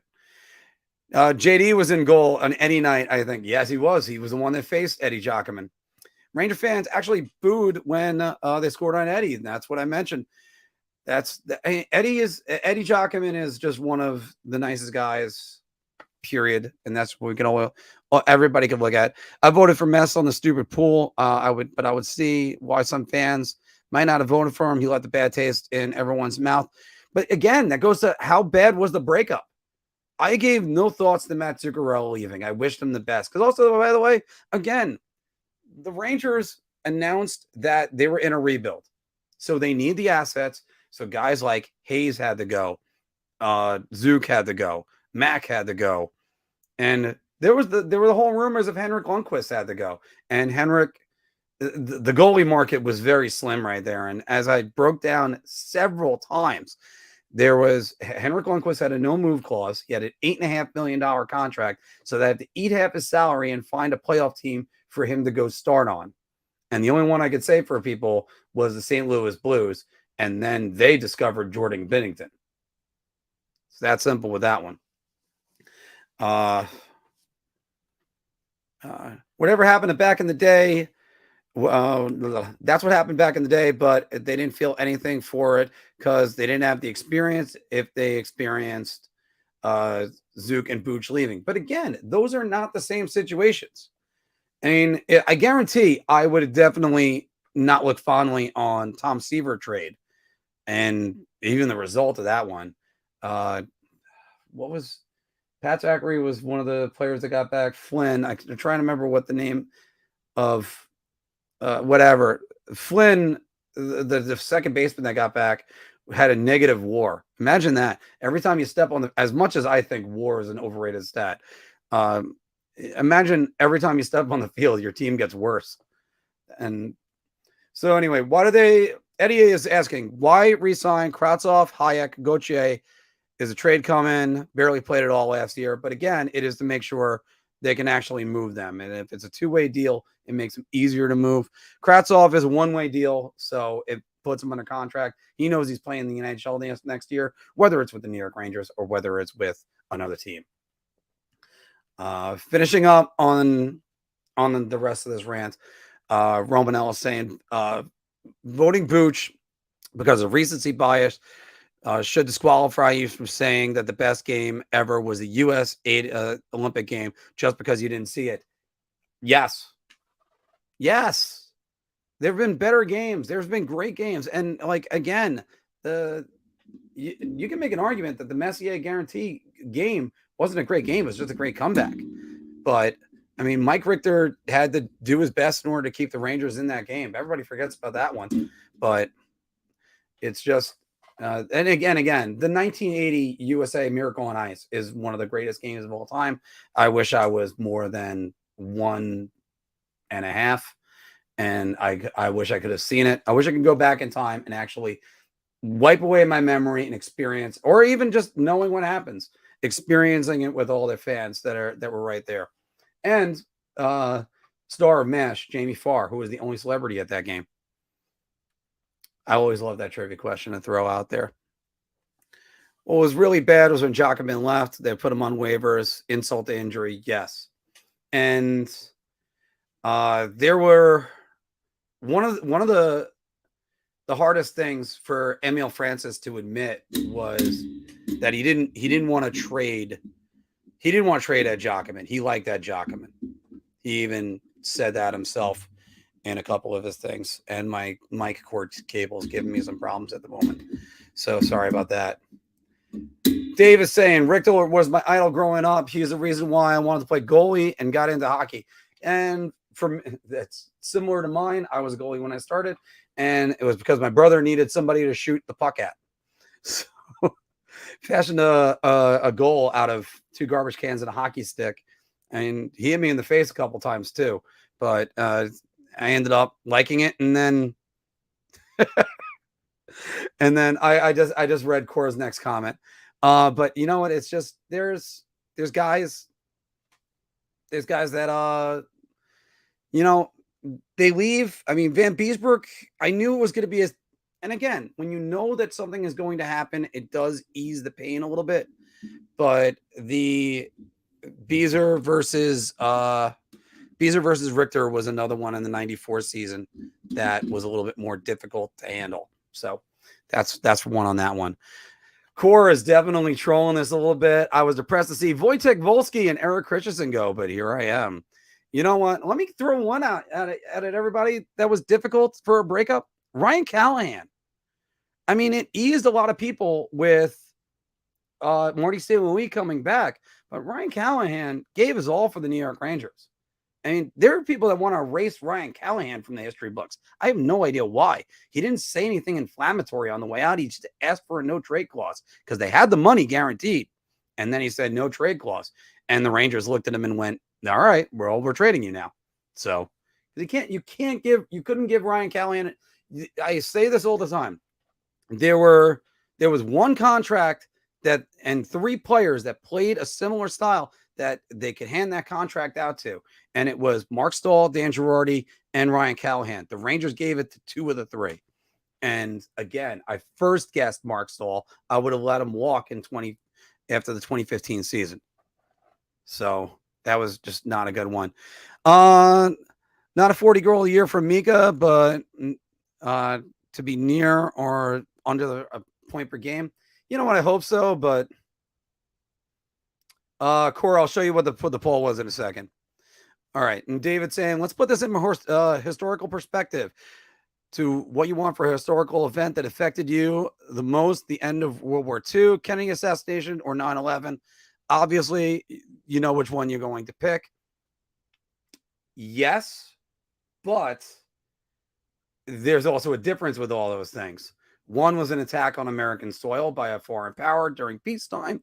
One, well, again, going to World War II, going to Pearl Harbor, that would be an attack on America, which was Hawaii, but it's not the continental United States. And the JFK assassination, well, that's just something that came out of nowhere. And there are many stories to say about that. So, all right. And by the way, Cora, this was the poll. It was from a Twitter page, Broadway Block, that I had on there. And I still hold on to that. Marc Messier won an MVP and the freaking cup. So, I mean, it's one of those things that I kind of felt bad for hijacking that thread. I didn't want to do that to the guy. All right, we're gonna close out this conversation in just one more second. Let me go back to what David is saying right here. I could say that trading Nolan Ryan was the worst trade in Mets history, but because I wasn't alive, it doesn't pain me to think about it as much as seeing Piazza leave. Again, a little bit more apples and oranges, and also when you think about it, when you get the historical context on that, Nolan Ryan was having control problems with the New York Mets, and they traded for Jim Fregosi, who was a well-established third baseman at the time. Fregosi really didn't last that long with the New York Mets. Nolan Ryan ended up fixing his control. They missed out on one of the greatest pitchers of all time. And the funny part is he never won a Cy Young, and he's got a record that will never be broken, even in today's game, which everybody strikes out now. Nolan Ryan has almost 5,700 strikeouts in an era where putting the bat on the ball was more important. But let's get back to hockey, because you know what? DQ is chomping at the bit badly on this one, because we got to talk about David Quinn for the Jack Adams Trophy. I mean, it is amazing that San Jose, look, as much as I love Mike Greer, this is the first one. See, the honeymoon could already be over. Where you just go, David Quinn. I mean, San Jose is definitely a tweener team too. You don't know whether or not they should rebuild or whether or not they should just tear it down. They definitely can't. They have too much locked up in several different contracts, as we've talked about several times. They got 2 players making $8 million in Hurdle and Couture. both locked up with no move clauses. Timo Meyer, who CJ was talking about earlier, making $6 million on his RFA, and he looks to be poised to get a big contract. And then a lot of like $2 million players. But then you look at that Erik Karlsson deal. Oh my God. That is like cement shoes for anyone. And he's got a full no move clause. And Marc-Edouard Vlasic, full no move clause until oh wait, hold on. He can submit next year a 3-team trade list, Marc-Edouard Vlasic. So good luck. Good luck. A 3-team trade list. The last year of the Vinny Trocheck deal, he's got a 6-team trade list. I guarantee to you, Vinny Trocheck will not complete year 6 of the 7 deal with the New York Rangers. So, but again, it's just, well, Warren, they're going to be needing to help him out.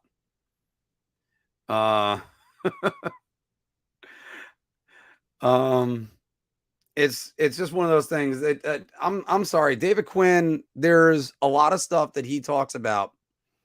And one thing that we all knew that he talked about it recently, I think it was on NHL Network as I was listening to it.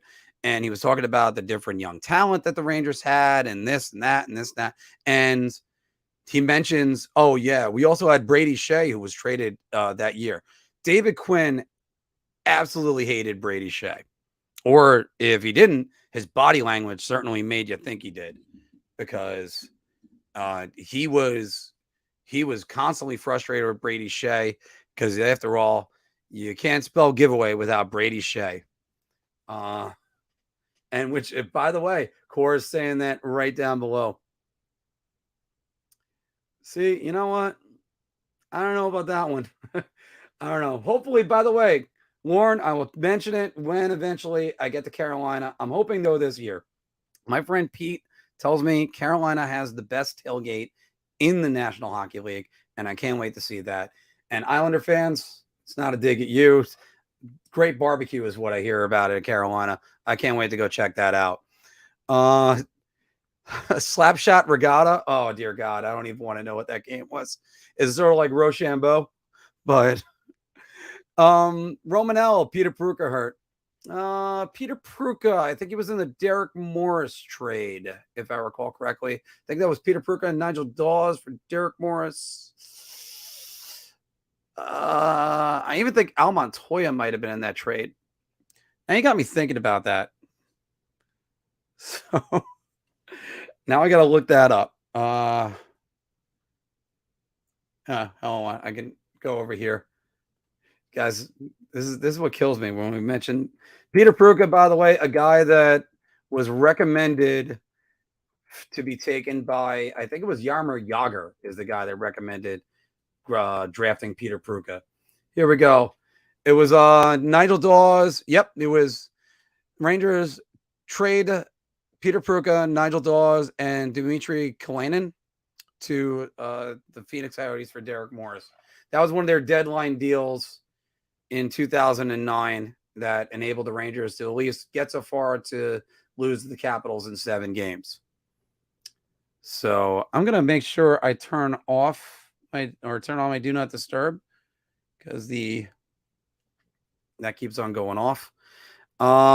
Mika takes a couple months to wake up during the season. Yeah, he could really use a head start. B-Rye, how you doing? Too much money for Callahan. Plus, it was obvious that his body was going to break down to begin with. Wasn't broken up with that at all. Yeah, but you know what? Again, there are some people that he was their favorite player. I loved Ryan Callahan. I loved Ryan Callahan. But you know what? I understood. He had to move on. And Sean definitely, you know, I still can't get over the Brett Howden leaving. I mean, that energy that he brought, I have nothing after that. So, all right. I mean, DK going to San Jose, speaking about Connor Bedard. Yeah, I guess I hope the Sharks do get Bedard. I just hope a deserving team gets Bedard. Like, I mean, trust me, Arizona, Arizona just breaks my heart all the time with that. Romanello, I did promise I was going to go back to that one for you, but wait. I was also saying I had to go back to this one. Mike is saying, I think Arizona is going to move out of state because they won't even be able to sell out a college rink. I think they're going to be able to sell out that rink. The difference is, I think that it's going to be interesting how that all works. So I do think it's going to be pretty good. Oh, hey Z, how's it going? Oh yeah, David Quinn, full of excuses. I talk about things that I was wrong about, and I've been honest about this one with you guys. I was super wrong about David Quinn. Like, I bought into David Quinn hook, line, and sinker at the end of the 2020 season. I thought the Rangers were gonna go to the bubble. They were gonna rip up Carolina. They were gonna sweep Carolina. Didn't work out that way, now did it? So. You know what? That's a great question. I would love to try to see a Rangers Hurricanes game, but if I can't, I might just go to see a Hurricanes game. If we can get tickets to the Stadium Series, then it's a different story. We're working on that. My hard part is I always have to find coverage. And sometimes I have to make sure I get things a little bit ahead of time. Let Peter Pruka. Warren is saying hockey tailgating go hand in hand here in Carolina, like barbecue and hush puppies. Can't wait to see some of that. DQ going to San Jose makes me think that they're going to low-key going for Bedard, possibly. But, I mean, San Jose, I don't think they've ever drafted number one. When they got Pat Falloon, I think that was the number 2 pick. I don't think it was number 1 either.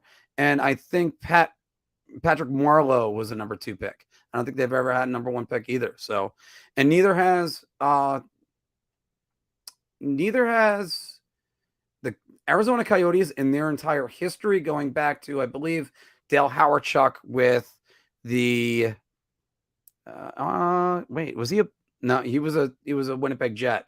I believe that it was Dale Hawerchuk that was right there. I have to go look that one up. AZ is saying, question for all. Calgary has 9 D-men on their roster. Will they be looking to re-sign Weegar or move him at the deadline? Drury might be interested in the left D-man. Well, we're going to see about that one later on, but I think they're keeping Mackenzie Weegar. Speaking about Callahan, we may never get to the finals without MSL. Hey, Romanello, it's coming right now. Because I was definitely going to try to work this on the show in some way. So here you go. Let me see what you guys think, and I'll tell you what my thoughts are. Romanello asked me this. It was actually for a bar talk topic. Do you think Marty St. Louis' OT goal is the biggest goal for the New York Rangers? It's for the New York Rangers since the lockout. And unfortunately, I have to go with no, because the biggest goal for the New York Rangers outside the lockout, I can make 2 arguments for 2 goals. One, we'll go with the obvious one. Dominic Moore scoring to put the Rangers in the Stanley Cup Finals. Huge goal. Absolutely huge. But I'll tell you this. Brad Richards scoring to take the lead versus the Pittsburgh Penguins in Game 7. That might be the biggest goal for the Rangers. And this is the reason why, hear me out with this one. I do think it's Dominic Moore one, but let me give you a case with this one. The New York Rangers never beat the Pittsburgh Penguins in their entire history up until 2014. And the Penguins still looked like a juggernaut at that time. And they were poised to go right back to the conference finals. They were there the year before against Boston. They got swept. It probably would have been Dmitry Yemelin tripping somebody else to fall onto Carey Price and then hurting his knee and knocking him out for the series. Or they just might have just beat him. I mean, that was the other thing. They were good enough. Marc-Andre Fleury was right there. But it's just one of those things that once the Rangers were able to take that lead, the second biggest play I could tell you after that was the Henrik Lundqvist armpit save. I mean, put this in perspective. With about 5 and change remaining, that's when there's I've never seen a scramble, by the way, in the high slot the way it was. But Paul Martin gets the puck on his backhand in the high slot, throws it on net. Lundqvist doesn't have his stick, and he traps the puck in his armpit. Try doing that. It is not easy to do. And a matter of fact, it looks like it hits the jersey, gets tangled up, and Lundqvist closes on it. The other part that people forget about with that play is that I believe it might have been James Neal. I'd have to double check that play. Could have been Chris Kunitz. But then Henrik Lundqvist was run right after that. And he still would not give up that puck. And if he would have even relaxed his arm for a second, that puck goes in the net. New York Rangers, they might lose in overtime or even in regulation. It was 5 minutes remaining. So that Brad Richards goal, I think, is even bigger than Marty St. Louis. Marty St. Louis is the one that basically said, we're going to the Stanley Cup Finals. And then the Dominic Moore one actually put him in the Stanley Cup Finals. But don't forget, Montreal, right after that game, they came out and they blitzed Henrik Lundqvist and Cam Talbot, for that matter, and ended up winning Game 5. Rene Bourque with a hat trick of all things. So there we go with that one. Christy, I'm going to answer that question on Barzell soon enough. Let me get back to you guys right here. Because speaking about Callahan right there, Shillington, Hannafin, and Zadorov, hard-hitting defenseman. Yeah, there's going to be a lot of it.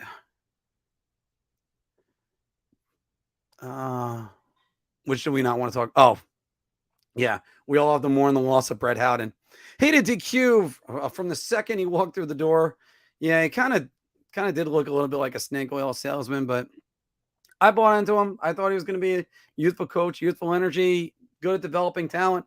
I even read the article saying he couldn't get his Boston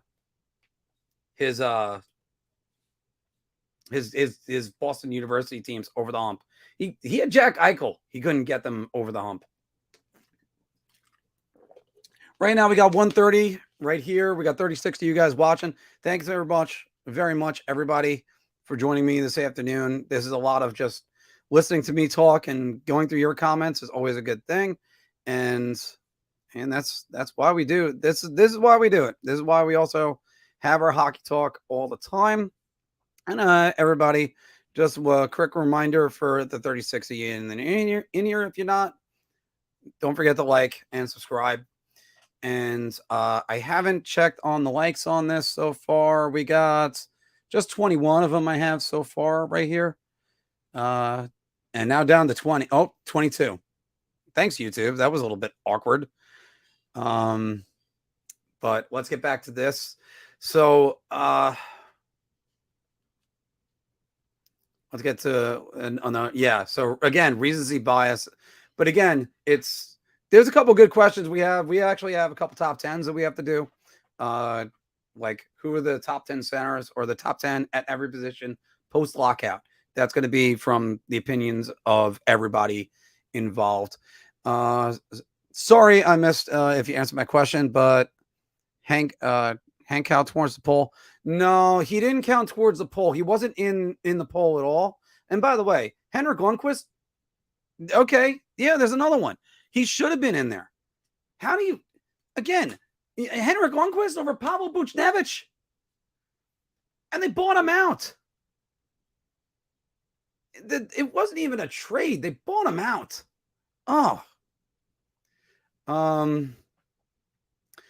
Richards is goal in overtime. Then you know what? Again, because that's such a huge goal. That when we really, and I like that more people are agreeing with me on this. I thought I was going to get killed by people for bad-mouthing Pavel Buchnevich for a second. How dare you bad-mouth Pavel Buchnevich? Well, you know what? I'm sorry. Well, you guys are wrong. Sometimes the hero worship is elsewhere. Richards, yep. So that was all there. Yes, David, recency bias is in there. But that's why you need other people like us, the older people, to to get some perspective on that. Oh no. Well, the Richards goal was good, but it only got them to, you know what? That's a great one as far as a memory goes. But if you're going to tell me about the quality of the goal, the Richards power play goal that made it 2-1 versus Pittsburgh, that was immense. And I could tell you as a lifelong, I'll use the term lifelong Ranger fan because I never rooted for another team. I can't say that for the Mets. When I was a little kid, I was a Yankee fan, and then I watched Keith Hernandez play, and that was different. But the one thing I could tell you is the New York Rangers never beat the Pittsburgh Penguins, and that was huge. So, and then after that, I'm going, oh my God, the Rangers are going to win this game as soon as Henrik made that save. So, of course, saying because that series is over, if not for Richards, you are correct. And by the way, here's the man of the hour. D, how's it going? And the reason why you're the man of the hour is for the man we have on next Friday at 2 o'clock. One of our biggest interviews we're ever going to have, or that we've had yet, which is Jacob Slavin. And I'm grateful that we're able to do that before the wrap up. So I can't wait for that one too. No, well, you know what? And 2012, that is one. I love that call. I love that call of Mike Emmerich. Del's out of the shot, deflected, save, rebound is put in.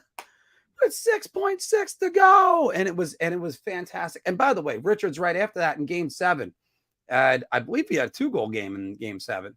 No, he had the opening goal, Delzato, and then they had to make it 2-1 because you got to make everything else.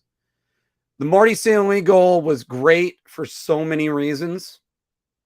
And again, Marty St. Louis, I think, finishes as a runner-up in this poll again. I still thought the goal of that season in the offseason is the Dominic Moore one. Marty St. Louis' goal on Mother's Day, it was apropos. It was so fitting. It was so great. Dominic Moore coming back to the NHL and putting the team that drafted him into the Stanley Cup Finals the year after his wife passed away. That's just is up there, right there. And yeah, Stepan in overtime. Filk and I, early on, we had a video where I got to say thank you to Mike Emmerich, because Mike Emmerich was, I think he was a great voice in hockey, where we actually recap a couple of his great calls, and Filk actually starts it, and it blends on into drive by Girardi, a save, rebound, score. In the interest of not blowing out your ears, I decided to kind of go a little bit low on that one. I would love that. I would love to have a meetup in North Carolina. Jack Eichel couldn't get over the hump either, so fair enough. Yeah, Cora, they kind of got me on that one. That would be great to do that in a different state, obviously. I didn't hate DQ. He made the team better from AV. He just didn't have what it took to get everybody playing well together. Yeah, that's part of the problem. And recently watched Tony D'Angelo's interview on Nasty Knuckles. He said that he did not see eye to eye with David Quinn regarding hockey, but was great to speak about anything outside of hockey. Okay. You know what? I don't know what that kind of reminds me of this analogy I can always say for that, AZ, which is the when people say, Mark, the guy's a really nice guy, he's just a horrible drunk. And it's like, I'm a bartender, right? So it's sort of like, you don't see eye to eye with your coach. Try to make it work, Tony. If he didn't see eye to eye with David Quinn, he's got John Tortorella now. Oh, God, that's going to be the greatest reality TV show of all time. Anyway. I was on the other goal as big as the MSL one is the Stepan goal versus Washington. Moore's goal looks bigger because it was 1-0. I also say Richards 6.6 was pretty good too. Yeah. Again, that's a great goal. But again, I keep saying, going back to this, giving the Rangers the lead in Game 7 versus a team that they'd never beat, and they haven't gotten the conference finals in 22 years at that. Nope, 17 years. Sorry, 17 years at that time. That was huge.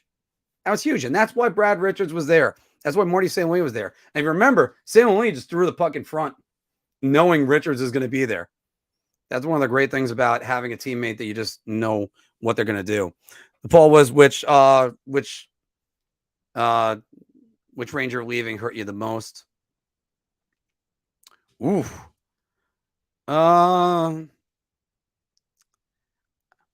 I'm not going to say that's not unfair to say about Booch is nothing but a dirty player and wanted to actually fight anyone. Yeah, he did do that a little bit. Those playoff runs, it's so many great memories. Marty St. Louis on Mother's Day, Stepan versus Washington, Max OT goal. Don't forget about that one. Hags versus Pittsburgh. Filk was there for that one. I was there for the Marty St. Louis OT goal, by the way. I was on the bridge level looking down on that goal, and it was, I went absolutely crazy when that happened. So there were so many great memories. I think the Panarin goal is a great memory because we were able to hone in on that, because you don't have that with the Carolina series because they won game 6 pretty easily. And I believe that was a shutout. I forgot game 6, if that was a shutout or not.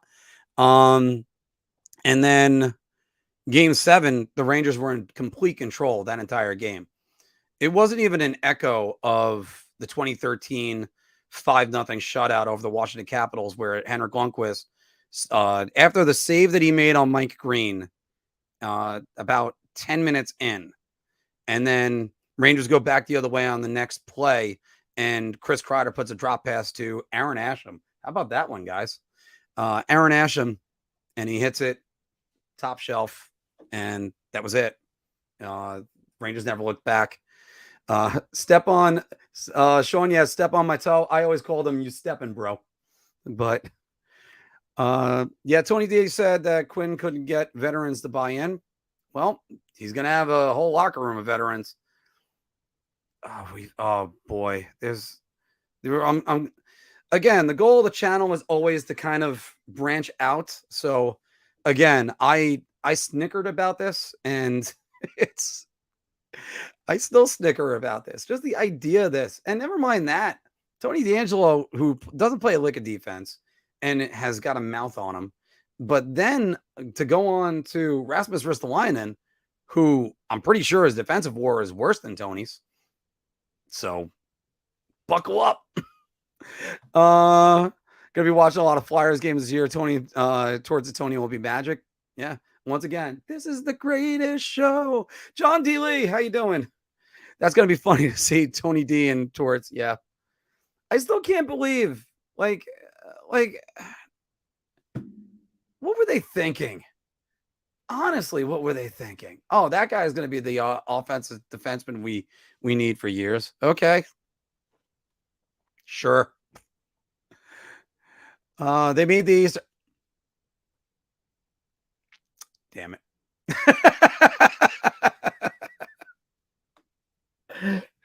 Yeah, no shit, moron. All right, that's my mistake. That's my mistake. Oh, I was made by mistake. That's how I came in the world, and there's plenty of them when I'm going to leave it.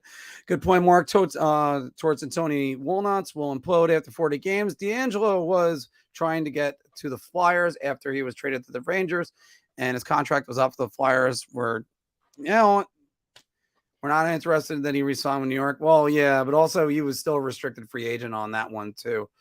Bugard slap shot on a breakaway. Yeah, and then unfortunately the rest of the story was worse. B-Roy, yes, the Brian Leetch was incredibly painful. They had the huge tributes to him on the Rangers website at the time. Thank you, Brian. But I mean, Brian Leetch deserved the Rod Gilbert treatment. He deserved to retire as a New York Ranger. And I'm glad Brian was able to play 1 year with the Boston Bruins, but he deserved to be a Ranger the rest of his career. And you know what? I can't argue with that. I would probably put Brian Leetch as the greatest Ranger of all time. I would. I was at the Hags overtime winner too. Was not great, but for my little heart, it was great at the end. Yeah. Yes. And by the way, I was at that game too. David is saying none are better than Mike Piazza's September 11th game-winning home run, the best moment in sports, period. I actually would agree with that one. Oh, wait, we have some breaking news right here. So let's go check that right now. I was actually just saying how there was no news on him, and I still don't see that right now, Core. I'm going to check Twitter. This is always riveting whenever somebody is trying to do all this other stuff.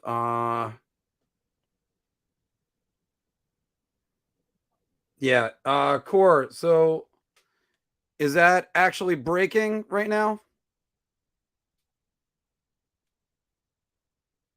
So yeah, definitely don't need to talk about that Rangers Hurricane series. Although I tell you what, I'm still surprised Svechnikov didn't take off after that. I thought he was announcing himself to the hockey world. And Asham, great guy. From what I hear, great guy. All right, Core. So that's just, it's not an official signing. See, this is what happens when I don't have a second person on with me. I got to get that clip of Ken Brockman for on The Simpsons just saying, so this newsman has been fooled again. So let's keep going because I could see Cora laughing right now. Thank you very much. Best GM in the game. Yeah, I think he's going to be this year's winner of the Peter Chiarelli Award. Because again, how the hell did Peter Chiarelli? How would you ever let a guy sign a goalie to a 4-year contract and then fire him the next day? It's like, oh, yeah, hey, I was thinking about signing Mikko Koskinen for a 4-year deal. Oh, before you do that, you're fired. All right. I got 15 minutes left. We'll go to 2 o'clock, guys. So, and it's an actual going to 2 o'clock today. So, hold on. We got sex bots. All right. Yay. Yay. So celebrate the sex bots are here. TDA fits on the Flyers like players fit on the Raiders and the Cowboys. When we asked why. Sometimes fans don't care what they're like off the ice. And yes, he fits as a Philadelphia Flyer. I mean, it's easy to hate Tony DeAngelo. I just want people to hate Tony DeAngelo for the right reason. I mean, they go on Twitter, they don't even know. Oh, hey. So I guess we do have it. Let's see what we got, guys. And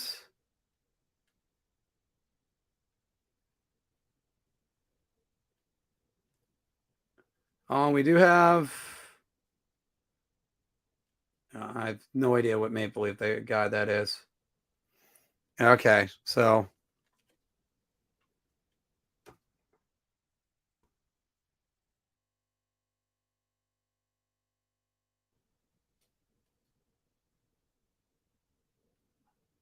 okay, here we go. You guys are right.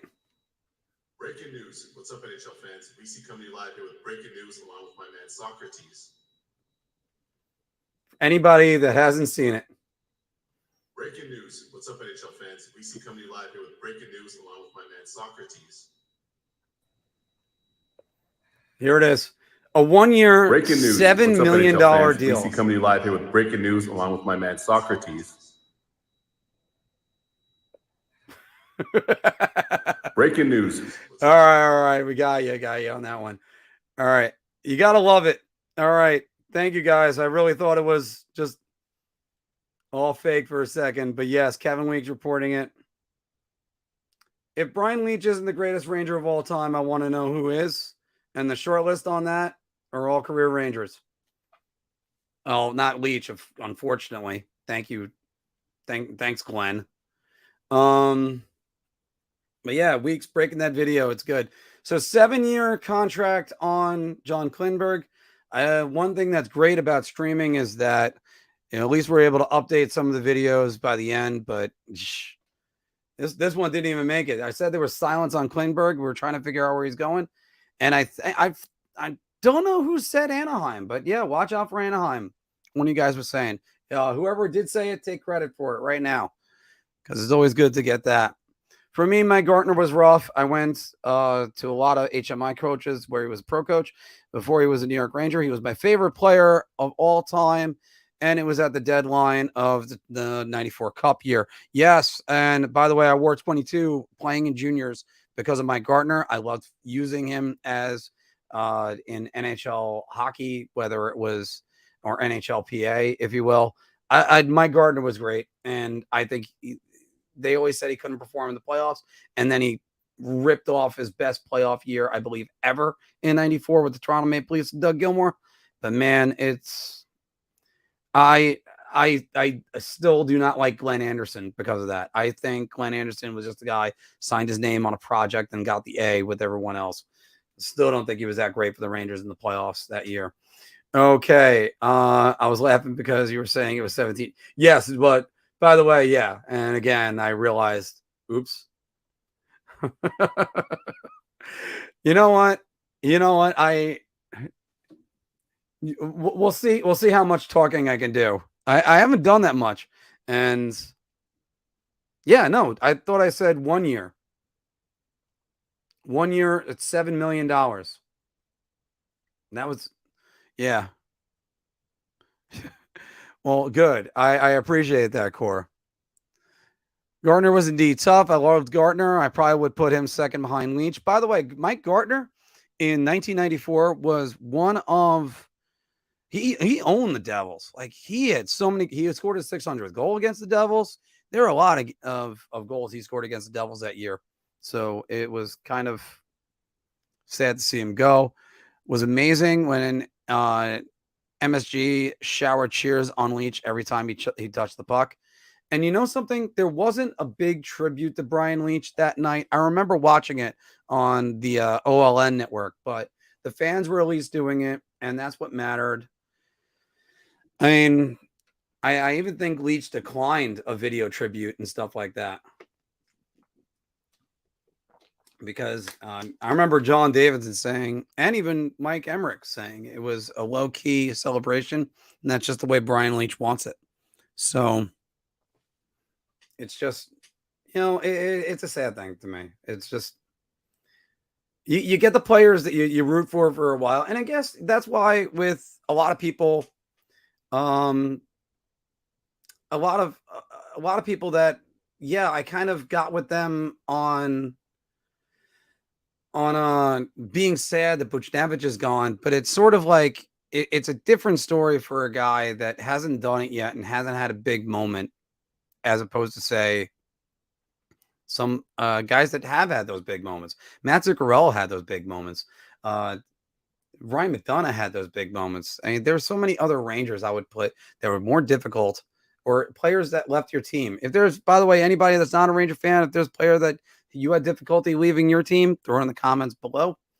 And just gets a couple of these out of the way. Tommy was asking, Mark, think about this. Trouba is making $1.5 million less than Kachuk. He needs to be moved after next season. If you have to give up a first, you have to give it up. Well, the first things first, Jacob Trouba has to approve that. That's until 2024. That's when he submits his limited no move clause.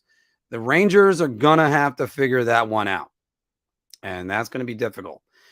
Chris Drury has got his homework ready to go. But even Jacob Trouba said, jokingly, he said it about Braden Steiner. He looked up at him and said, this kid is going to take my job.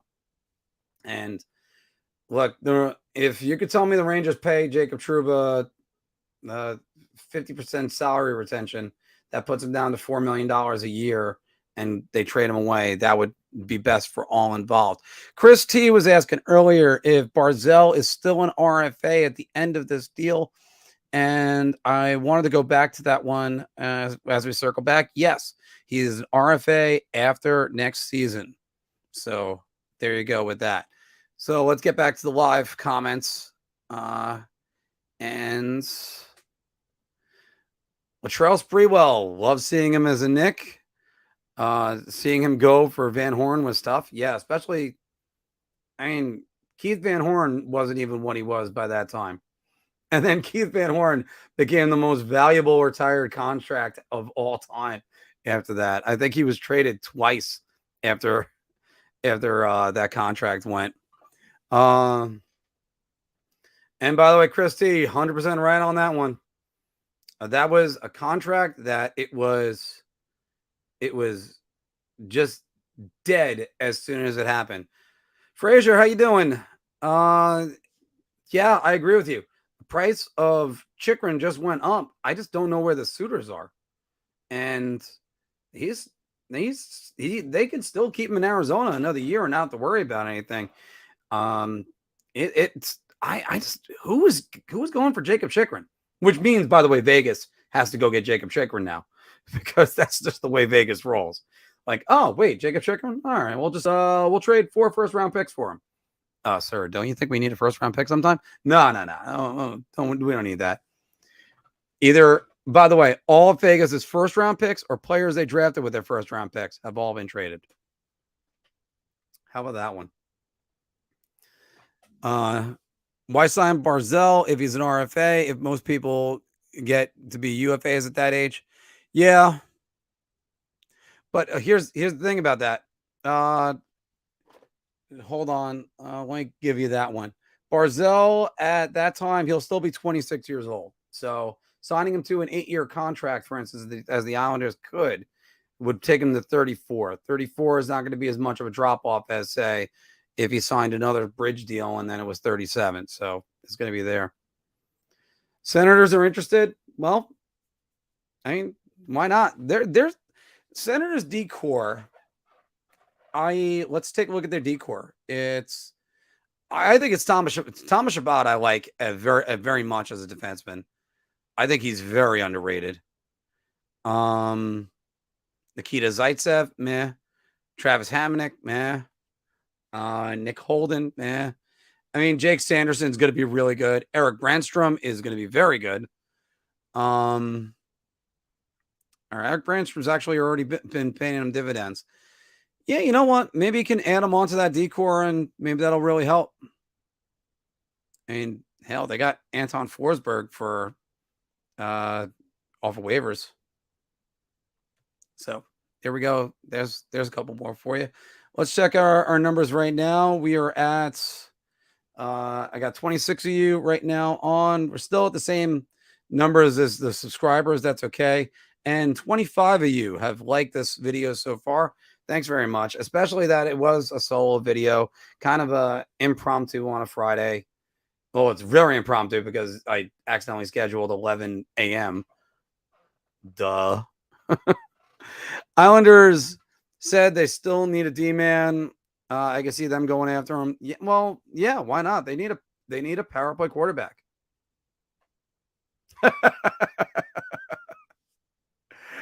I'm going to get to that one in a second, Keith.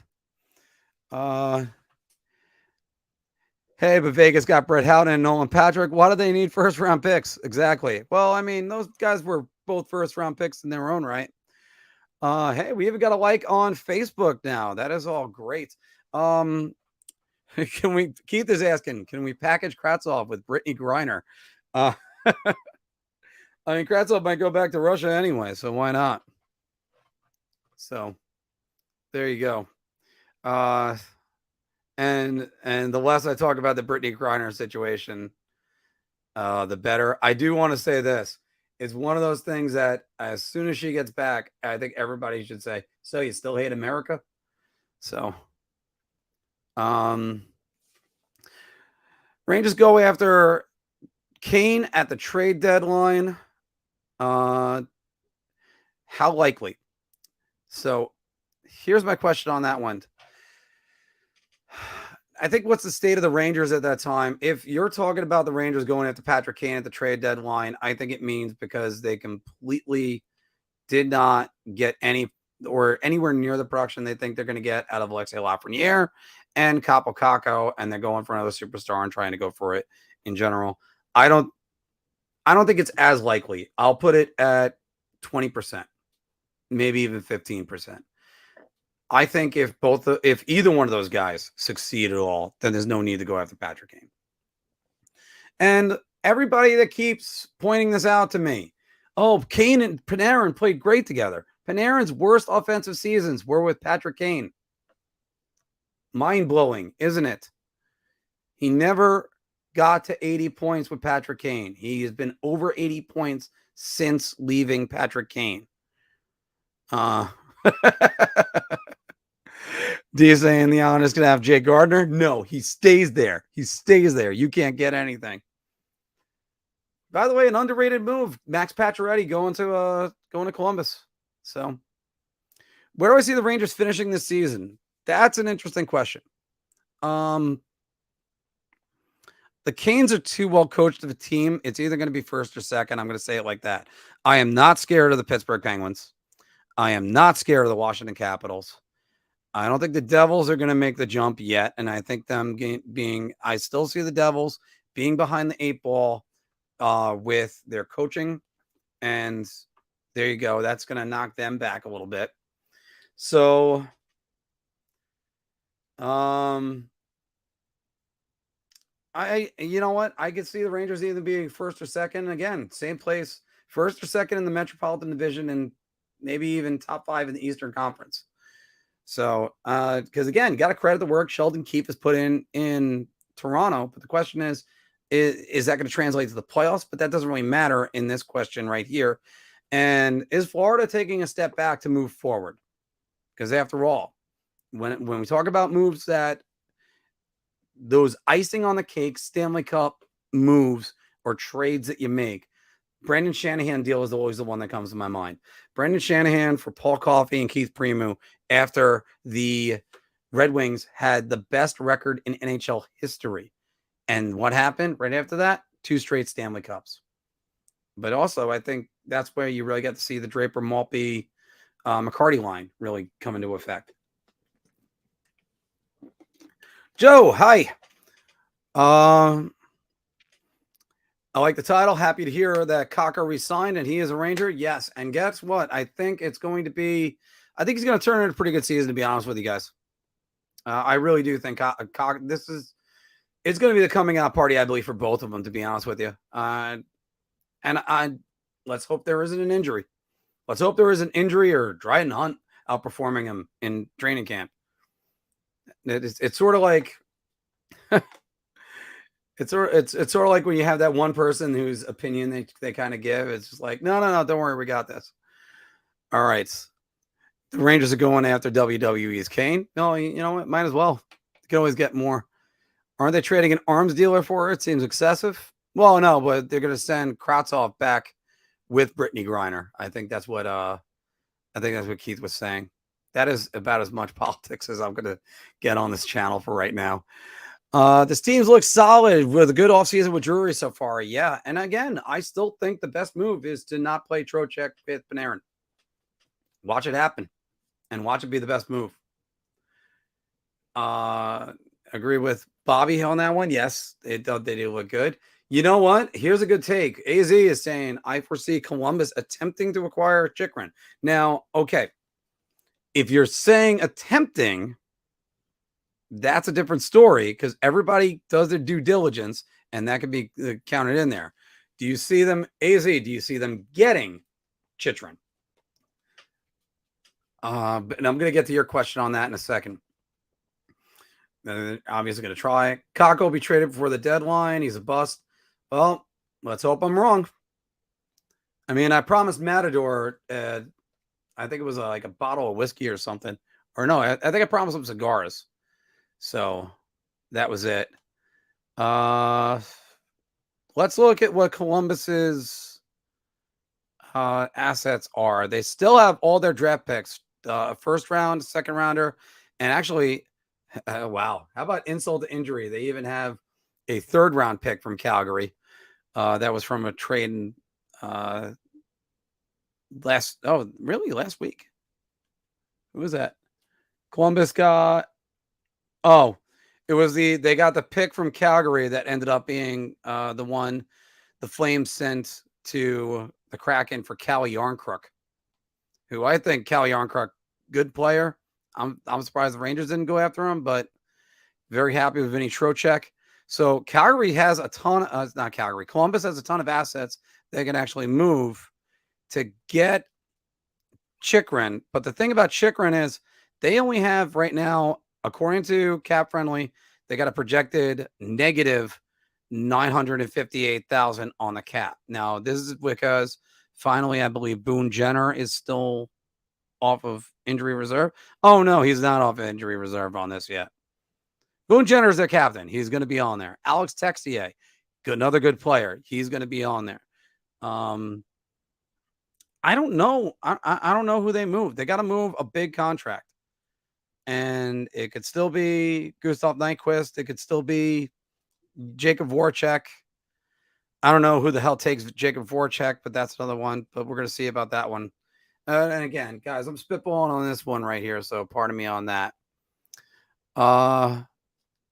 And Frazier, I'm going to agree with that one as soon as I bring it up. Question: who was the one player not named Kane or Miller in which Drury could acquire in this upcoming season?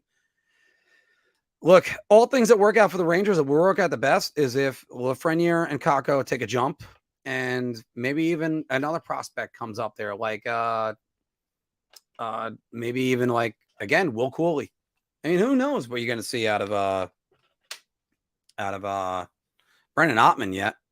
I mean, Rangers haven't had a 19-year-older on the team that's really taken that jump that people want to try to force Ottman to do. But even if he stays in the OHL one more year, percolates a little bit, that's fine.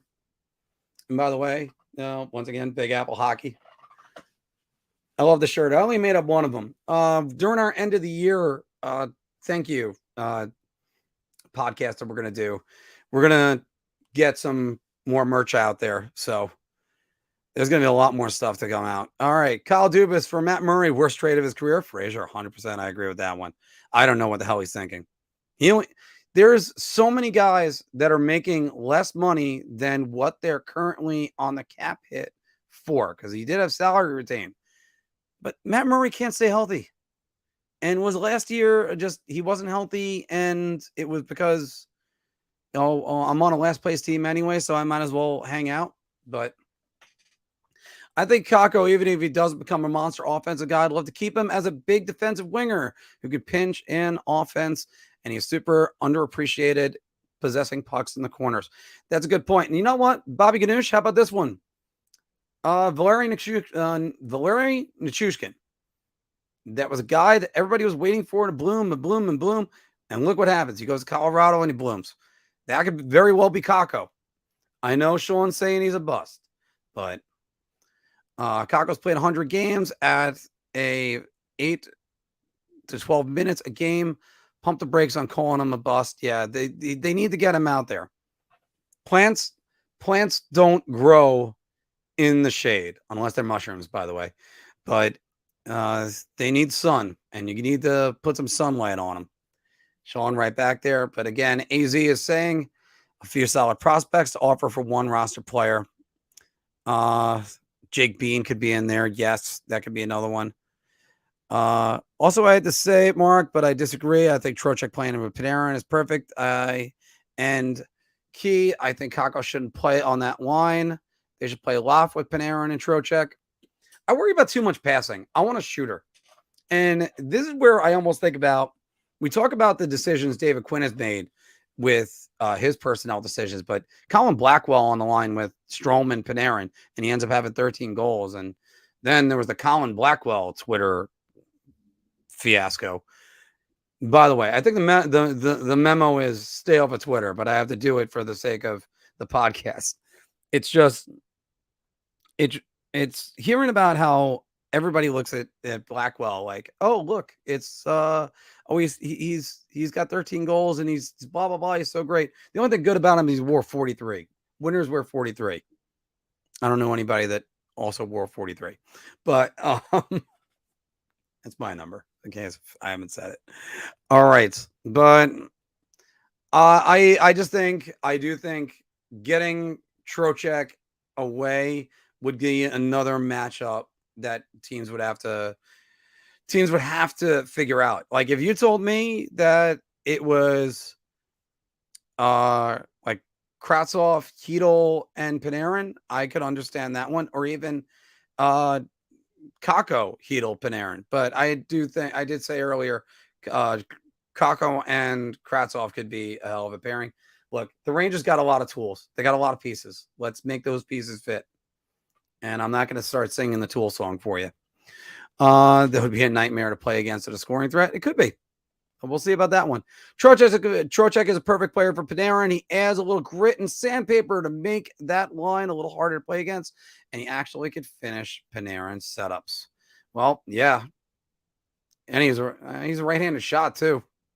So that could really help. Bobby Ganoush is continuing on saying, I also think everybody is I think everyone's still crying about Booch. I honestly think Kravtsov could turn into a Booch or a Booch light. And after all, it took 3 years for Booch to really show the player that he was going to be. His 4th year, he had a 20-goal season with the New York Rangers.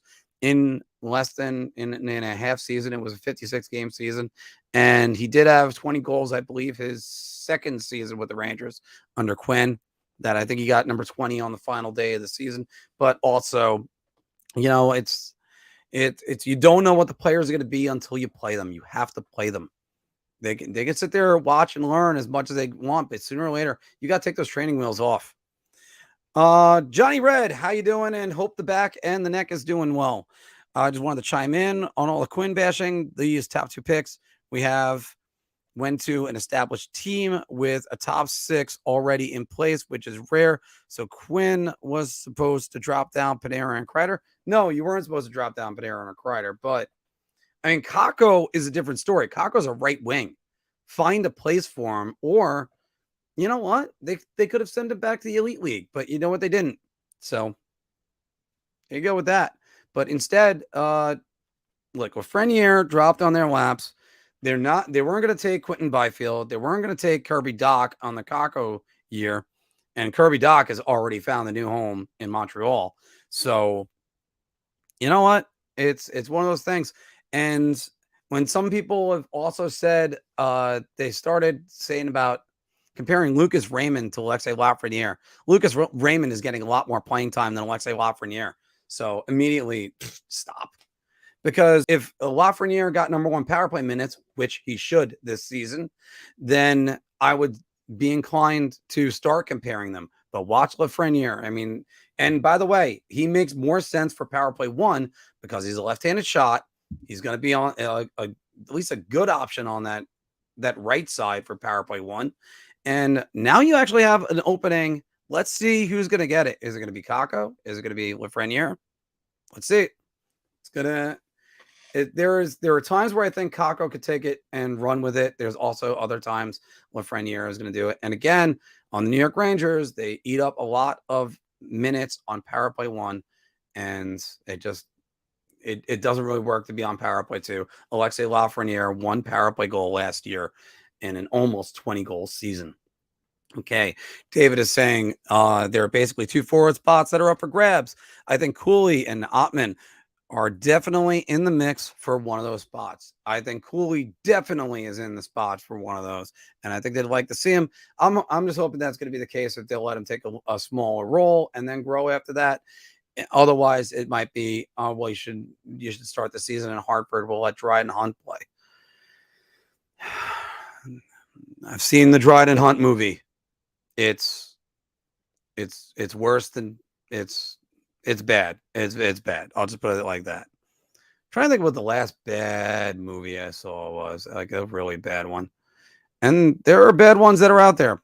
I still haven't seen Prey, so there you go. Most number 1 and number 2 overall teams go to teams who stink, which gets them top 6 minutes, power play time, and etc. I said this when they drafted them that it would be an issue. Johnny, you're right about that. And again, you're right about that. You're talking about guys that you're talking about guys that they had their roles clearly defined. Now, again, that's why Trocheck is getting paid, and he's getting paid, I think, the way he is. But you have to put one of those 2 guys on power play 1. You got to get them on a top line. You got to get it. The kid line was a great story in the playoffs, but they need to make sure that they're playing these guys. And that's why I could see the Rangers with more time, they can get there. The problem with David Quinn, going back to what you're saying beforehand, the problem with David Quinn was going back to 2019 where there wasn't that crunch, that it wasn't so much of that problem. And Kakko was with Ryan Strome, and I believe, by the way, I think Strome assisted on his first NHL goal. And Kakko had a goal versus Calgary and then had a bad penalty, and you put him on a milk carton after that. And there were times where it looked like he was going to break out, and then Quinn would just bench him. And it happened a lot. That was the problem with him. Also, I have a fake plant in my office and has lived a good 2 to 3 years. Yeah. All right, well, there you go. Bobby Ganoche is saying, I think Law will be a shooter this year, and I think that'll definitely be a good thing. He can just rip the setups, and I think Trocheck is a shoot first guy too. He does shoot a lot more. So does Sammy Blais. So there's another one. People forget Sammy Blais is on this team. Point 2, you don't give up on 21 and 23-year-olds when the NHL average player makes it at 24. Yes, there's a little bit of I wouldn't say complacency, but there's a little bit of impatience. We'll just go with impatience. You want these guys to develop, they have to develop. And I still think the best way to do it is to play them. As long as they can handle failure mentally. If they can't, throw them in the AHL, let them dominate, and then move them up. But I'll tell you one thing. Looking at Filipino last year in the playoffs, he was starting to throw players off of him. And that's what I changed my opinion on him right there, which it was one of those things. I thought he was a guy that was being traded for Andrew Kopp. He wasn't. Good for the Rangers. They somehow held on to him. Yeah, and by the way, then we all cried about Morgan Barron leaving. If Morgan Barron scores 20 points next season, I'll be shocked. But the Rangers didn't exactly give up Rick Middleton or Sergei Zubov in that trade. So it's, again, we're going to see about this. And you know what? That's a good point. Around 24 is where guys start to make it. Sammy Blais might actually play on that second line with Brendan Trocheck. And Trocheck is a good forechecker and never takes a shift off. Yeah, Vinny Trocheck's a hell of a player. That's one of those things where you go, the Rangers are really good. Kakko, Hedel, Panarin is too soft of a line. They would get chewed up in the playoffs, I think. I think Kakko's not as soft as what people think he is, and I think Hedel's starting to kind of develop backbone. I'm still waiting to see if there was something wrong with Panarin. Because other than that, I'm going to have to go on there. Name one of the Rangers D that had more takeaways than giveaways in the playoffs. I want to say Keandre Miller. I want to say Keandre Miller had more takeaways. I was actually looking for the giveaway versus takeaway stat before I went on, because Kakko was a takeaway machine for a while, especially last year. By the way, it's amazing. I'm really starting to get the Reed Richards right here. But, you know, I wouldn't die as easily as John Krasinski did in Doctor Strange. Sorry, spoilers. But it's already, you can watch it on Disney Plus. Hedel's goals were slow, but coming, but used his speed well. Kakko ready to score this year if he stays injury free. Ulf Nielsen ? But Kakko physically is able to handle big hits and gets better ice time. Joe, I think, and again, you know I'm pro Kakko. So, Sean, that would be a great beer. Booch Light. It's where it's a 12-pack that once it's gone, everybody complains it's gone forever. So I like Kravtsov, the style of play. He does play inside the circles, drives the net. We're going to see about that. Kravtsov also, I like because in the limited games, does not play like Booch. David is saying it may take 3 years of NHL experience, but they were nowhere close to 3 years of games played. And a matter of fact, getting it on there. And hey, it wouldn't be a podcast without the sex bots. So they're gone. Lafreniere, 19 goals with 0 power play time. He actually did get a power play goal at the end of the year. And I think Lafy has finally received good coaching. Put Laf on the power play, he will get 28 to 30 goals. Yes. And by the way, I think that makes Chris Kreider more deadly, because Now you're looking at a guy that can get him the puck better than Ryan Strome. And again, hammer home Ryan Strome. That's what we're missing, guys.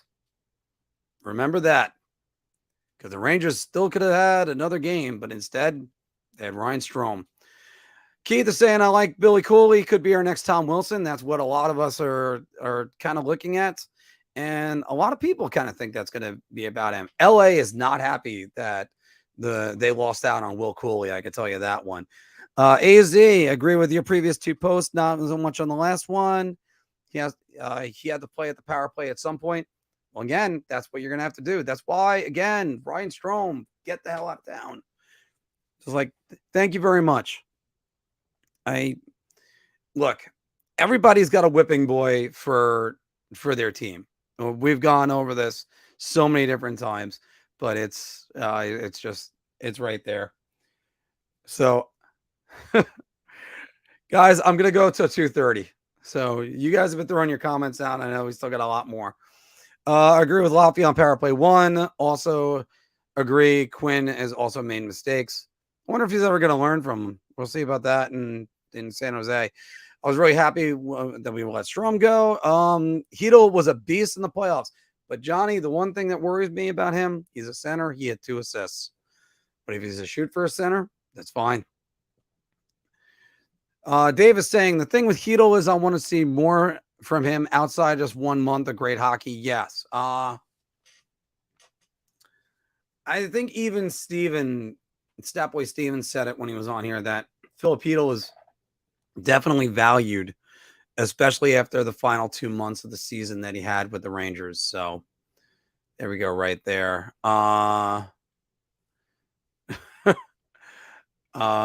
We've let so many good guys go in the previous management, i.e. Davidson, but Drury has been superb so far. I don't know where the Braun comes from. Mark, yes, on Panarin.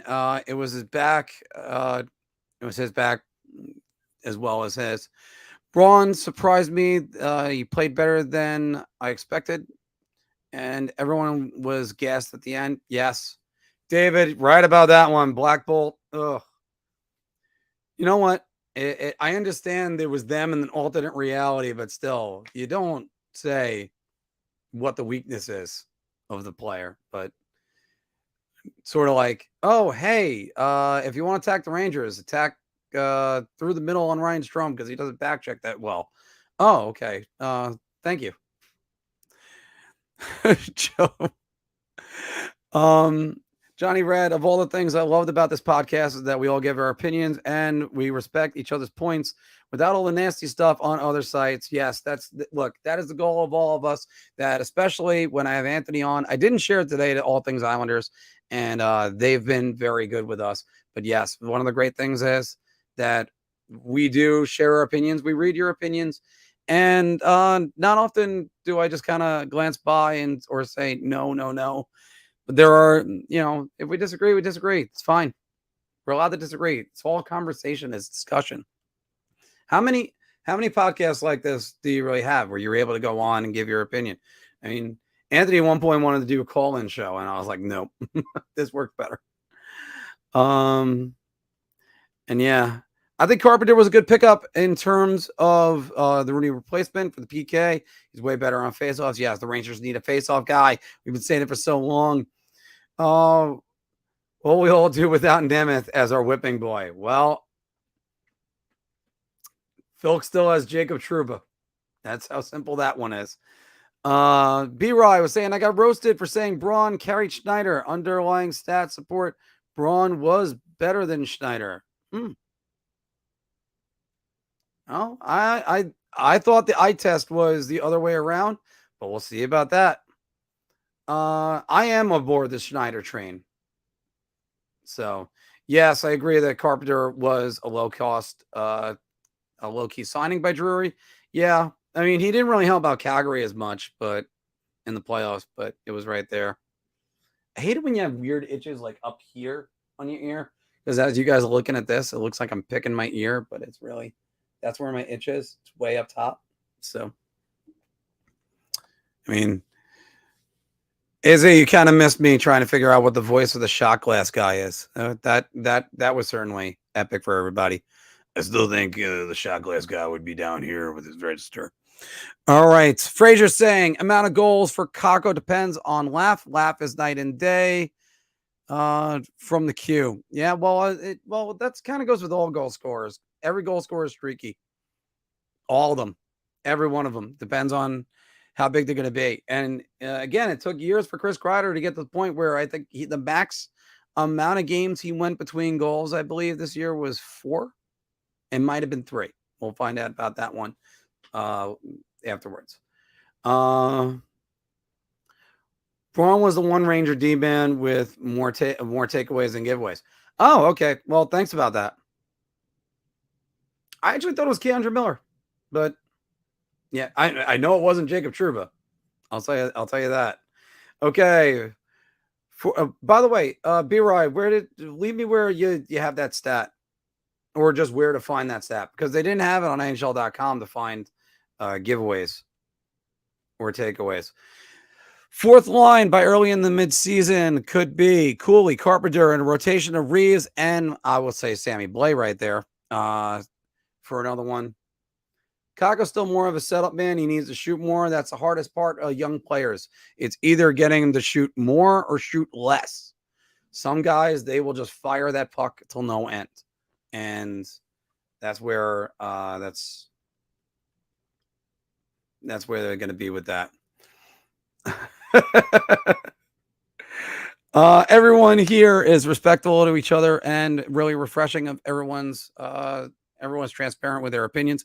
Yes. And we also always, again, one thing we try to do here is we want to talk. It's not just Big Apple hockey. We're an attitude. We're always going to be like a New York argumentative person, where it's going to be, if we're not just going with emotion, we're backing it up with facts. Although sometimes we get some guys to do that. David says, I disagree with your agreeableness. Well, then I agree. David is also saying Sharon Govich was on board the Schneider train too, and he got derailed. LOL. Don't forget, Brandon Schneider was a rookie. There's a lot of room to grow. Chris Frost is saying that. And then as he just needs more ice time. I agree with that. No, Trouba was a big part of this past year's success. I like this shot. And sometimes I'll shoot it. Well, by the way, speaking about which, Filk loves to rip Jacob Trouba a new one, and deservedly so. And one thing I can say for Jacob Trouba, he turned in a pretty good season last year. 10 goals, 29 assists, 39 points. And usually the bar that we set for defensemen is 40 points. Jacob Trouba had more points than Dougie Hamilton. And he wasn't a power play quarterback. He was a PP2 quarterback. And even at that, it really wasn't all that much. So we're going to see about that one. Schneider is a gamer. I like what you're seeing out of Schneider. You know what? I said it was probably Hockey Reference, but I couldn't find it, Dave. That's why I was kind of funny about that. Because I need to know where those stats are. I'm a guy that I take the stats, I interpret it. You could say I'm an analytics guy. No, I'm not an analytics guy. But I do believe the more information you have is always the better. And getting the shot charts for the Chris Kreider video was very big. If I ever could finish it, I mean, that, and also the stuff for the Golf Channel, and there's a lot of other stuff.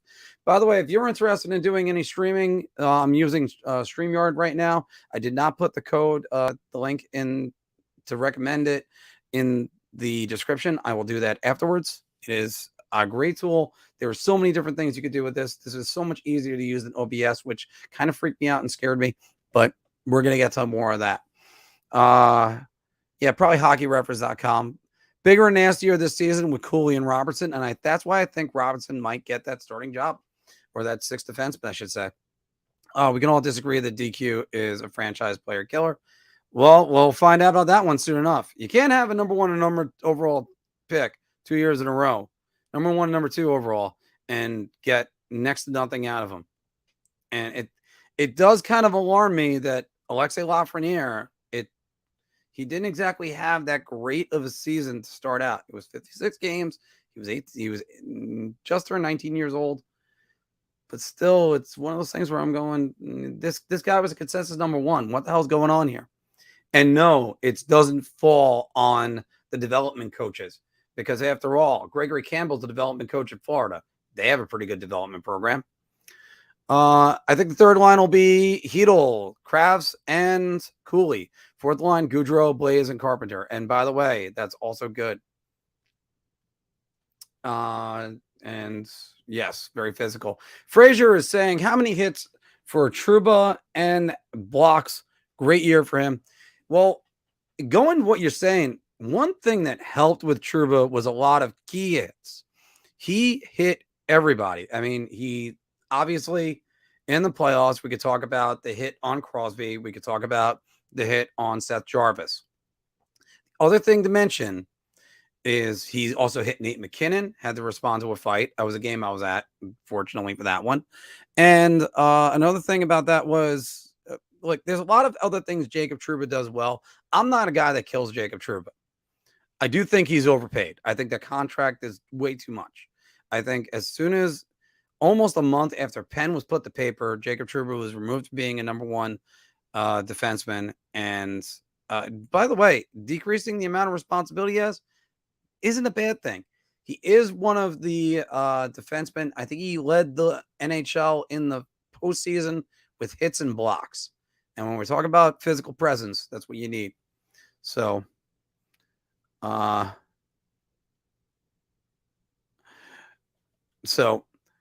want to see Kreider. No, I don't. I'll call that the K cubed line. No other thing. But also, who would be the center on that line? That would definitely be tough. I would probably be Kreider, actually. But no, definitely not.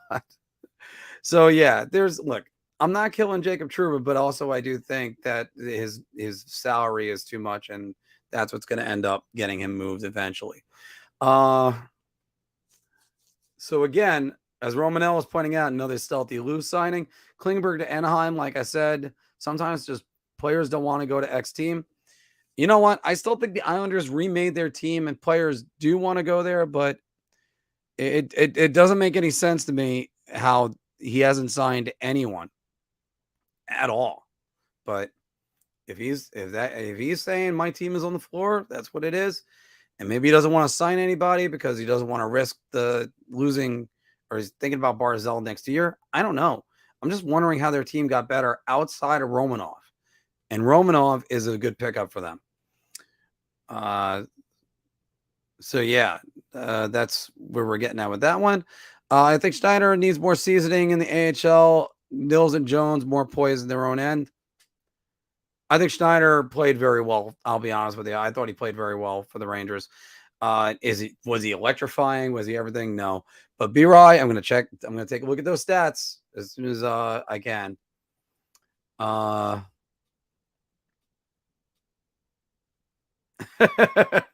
Well, you're just saying he needs a little more seasoning. He can get more seasoning. Yeah, I don't think you're really saying Schneider's a bust yet. I don't think you were saying that.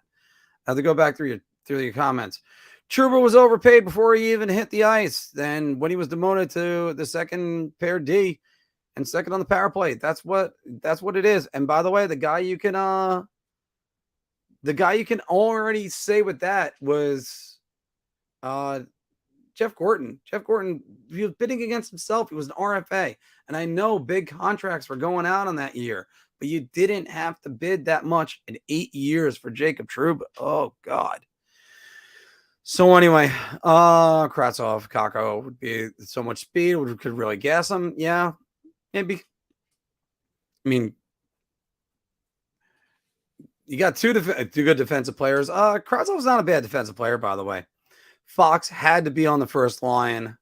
And by the way, Fox and Lindgren kind of worked their way to the first pairing. They weren't there right away, but they eventually ended up getting there. McDonald's burgers need a little bit more seasoning. Let the kids play. Snyder is going to make Miller expendable in a good hockey trade. We can't afford to keep Miller, especially when his contract ends around Laffy. Well, again, that's what I keep bringing up next year. Lafreniere, Schneider, and Lafreniere, Miller, and Hedel are all going to be RFAs. And there aren't many contracts for the Rangers because everybody's got a modified no trade clause. By the way, once again, thank you very much, Jeff Gorton, Chris Kreider, modified no trade clause. Artemi Panarin, modified no trade clause. As a matter of fact, Artemi Panarin is a full no move clause. Chris Kreider is a no move clause up until 2024. Then he has to submit a 15-team no trade list. You can get a 1.75 back on Ryan Reeves. You can get rid of Julian Gauthier, who's dead weight at 800,000. That gets you up to 2.5. So now at 2.5, that puts you in the neighborhood of getting Alexei Lafreniere signed for about 2.5 million. Dryden Hunt, bye-bye, 750,000. Now we're talking 3 million. And the Rangers still have 1.08 of projected cap space. So let's be honest, Tyler Mott is not going to fit on there at all. And I think, that still doesn't count for Sammy Blais, but I'm not sure about that one. I thought that was Sammy Blais on there. All right. And as far as like the Rangers with no move clauses as far as defense goes, other than Trouba, Ryan Lindgren does not have a no move. Adam Fox does not have a no move. Neither one of those guys are moving. And then there's always Libor Hayek. Oh, look, there's another 800,000. Bye-bye. I think Miller going is a bad idea. And I don't think they can buy out Brad.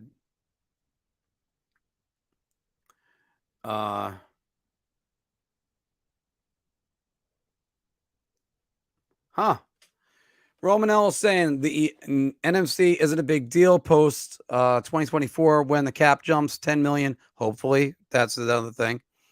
And we lose $3 million in dead buyout money. By the way, they're also losing $3.5 million in dead buyout money after next season. Well, yeah. Well, here's so that's actually something that's going to help. So I forgot about that. So I just told you how to clear $3 million of cap space. And then on top of that, then you're going to get a little bit more when the dead cap goes off. B-Rye is saying, I'm not saying he's a bust. He just hasn't played all that much. Just not hitching my wagon to him yet. Yeah. But again, I still think the best thing to do is, especially with young players, give them small roles and then expand them out as they perform. So, but this year we still need the cap space for bonuses. They have almost zero cap space. That's right. And there is like a bonus cap space, I believe, that's in there. Right now, they're saying trade deadline cap space is their current cap space. Deadline cap space $4.6 million if they keep it to where it is right now, which could be a big move for another player at the end. Salary caps are BS. The NBA must have 5 times the cap and owners helping owners. Yeah. But also, by the way, the cap is different because the NBA is a soft cap. The NHL is a hard cap. $3.5 million comes off the books next year or the buyouts. That is correct. And as we've talked about that, well, Richards is an amnesty buyout that didn't go against the salary cap. I can't believe my eyes. You all want to trade Keandre Miller after Snyder had a cup of coffee here. I don't want to trade Keandre Miller. I never said that. I know what some of the guys are saying, but I think that's more like the Buchnevich situation where it was you have another guy in the wings who you could fall back on. I could tell you this after seeing him in the playoffs and everybody, guys, if your eyes aren't telling you keep Keandre Miller, it's definitely after watching some of his playoff games. There's a great video that was on Twitter yesterday. I'm pretty sure I retweeted it. Check it out, Big Apple Hockey Podcast. Also, that way, you could also see me ripping on Joey Gallo, who, after all, I'm pretty sure Joey Gallo would strike out less. And Joey Gallo is dead. So, it's one of those things that I think I just think it's the idea of another guy in the wings who always can replace him. And also we can get back in case if you do move him. But no, nobody wants to trade Miller. It's a cap crunch. He might end up having to get moved for poor cap management. That's what you're trying to say right there. Yeah. Hey, Days End. This is my first time seeing you. I'm going to jump you ahead and just say welcome back. Welcome to the show. And yes, the Leafs would gladly take him because they can use some low-cost players. Keandre Miller, by the way, there was a great story about him helping out an autistic boy the other day, taking time to talk to him. His brothers and his sister were big hockey fans. And hold on, sex bots.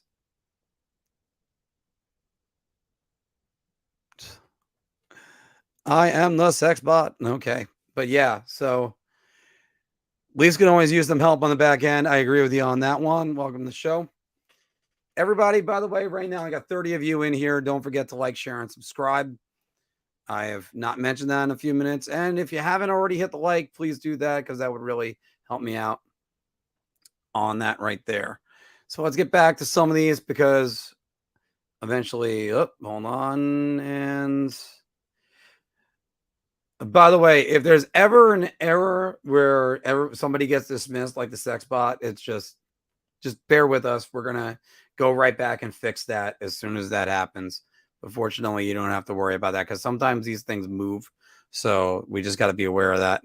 But as like everybody else is saying, I wouldn't move Miller unless you're getting a top elite player back. Miller is going to be a top NHL defenseman.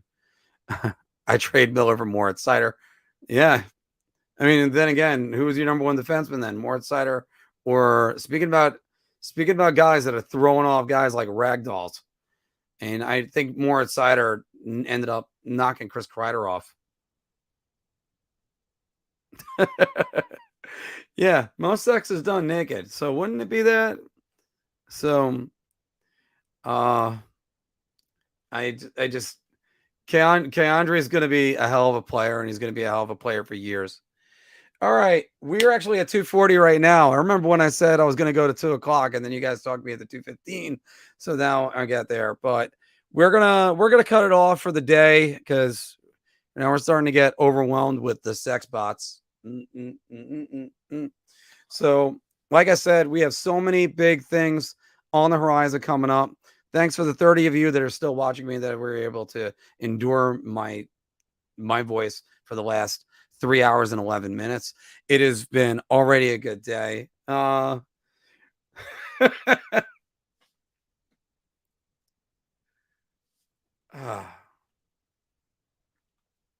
going to 3:00. So, all right, we're going to 3:00. It's a hard 3:00. That is it. I'm not going to do any more after that. I do have to say that I'm going to have, I'm going to have to go to the gym, and I think I'm going to have to try to get, hopefully my body still works. Like I said, I walked Bethpage Black yesterday. Anybody that plays golf knows how difficult that could be. Dave's End, thanks very much. We got a lot of hockey content for you.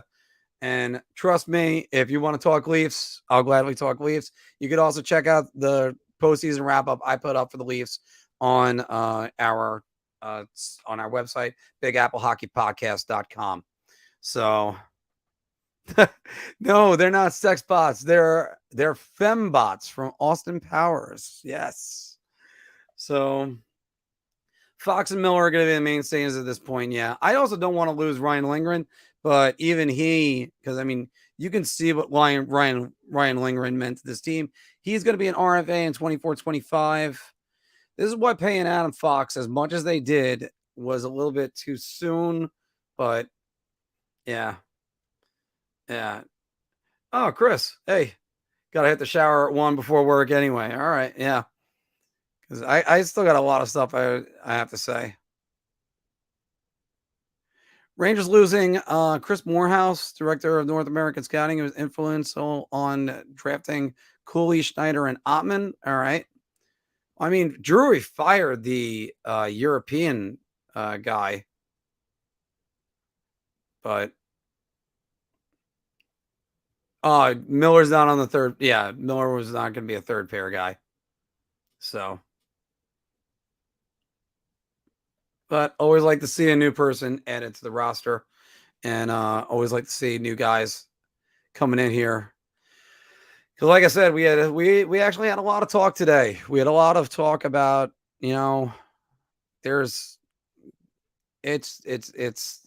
It's great to do the show. It's great to do it all the time. And hopefully we can get one of these to go every single day. Because I listen to the guys on the power play and they do a great job. So there's just when I think about some of the it's great. It's great just to talk pucks. That's what it is. And I said, and by the way, sex bots, I said pucks. That's what I said. So that's what's great to talk. Sooner than later, your 10 minutes turn into another hour. It is so true. It is so true. Well, Chris, you're right about that. Henriksen didn't play in the AHL. There's an exemption that he had. It was either the NHL or he had to go back to the Swedish league. Steven explained that to me during the prospect show. Me, Filk, and Steven actually did a Rangers prospect show. It went for 3 hours. And the thing about it was 2 of those hours, our streams collapsed and then they got deleted. So I can't believe that. But, and by the way, the money that they paid Fox, great.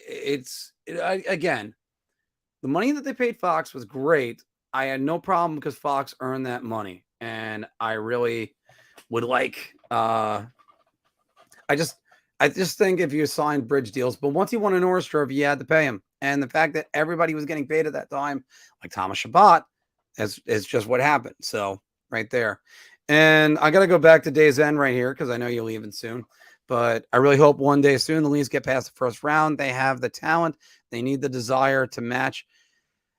I question their goaltending. That's where I always come down to. You look at their top end talent, and every American would love to see Austin Matthews succeed, especially in a town like that.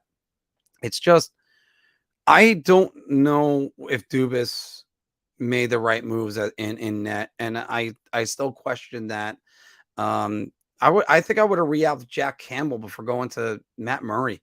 Matt Murray's best days are behind him. I think that goalie's gone. That's the guy that won the two cups is gone. And we talk about sometimes guys are seasoned. Also, guys can be exposed. And I think Murray had a okay season with Ottawa. He still hasn't played 39 games in a while. How the hell is he supposed to win 16 games in the playoffs? Probably playing about at least 26 to 30 games. I don't see it happening for him. Next year's draft, I see a bunch of D going off the board again. Well, yeah. Well, if one of those D's is Bedard, definitely. But no, I know what you mean. Unless we trade all our picks in an all-in Stanley Cup run, we'll see about that. We'll see about that because I think the Rangers got the pieces, but you know what? You're going to find out what they have to do when it comes to trade deadline. That's always a huge one for us. I got to find out when the trade deadline is. I hope I'm off for that. But I was elated walking into work that day that the Rangers got Andrew Kopp. Right now, we're at 2:47 Eastern time, and I'm still going to be sitting here talking with you guys for another 13 minutes. And I promise it is only going to be 13 minutes. Romanel, you can't talk me into any more time after that because I am going to have the download for the audio listeners, and so that way they can watch and listen to that.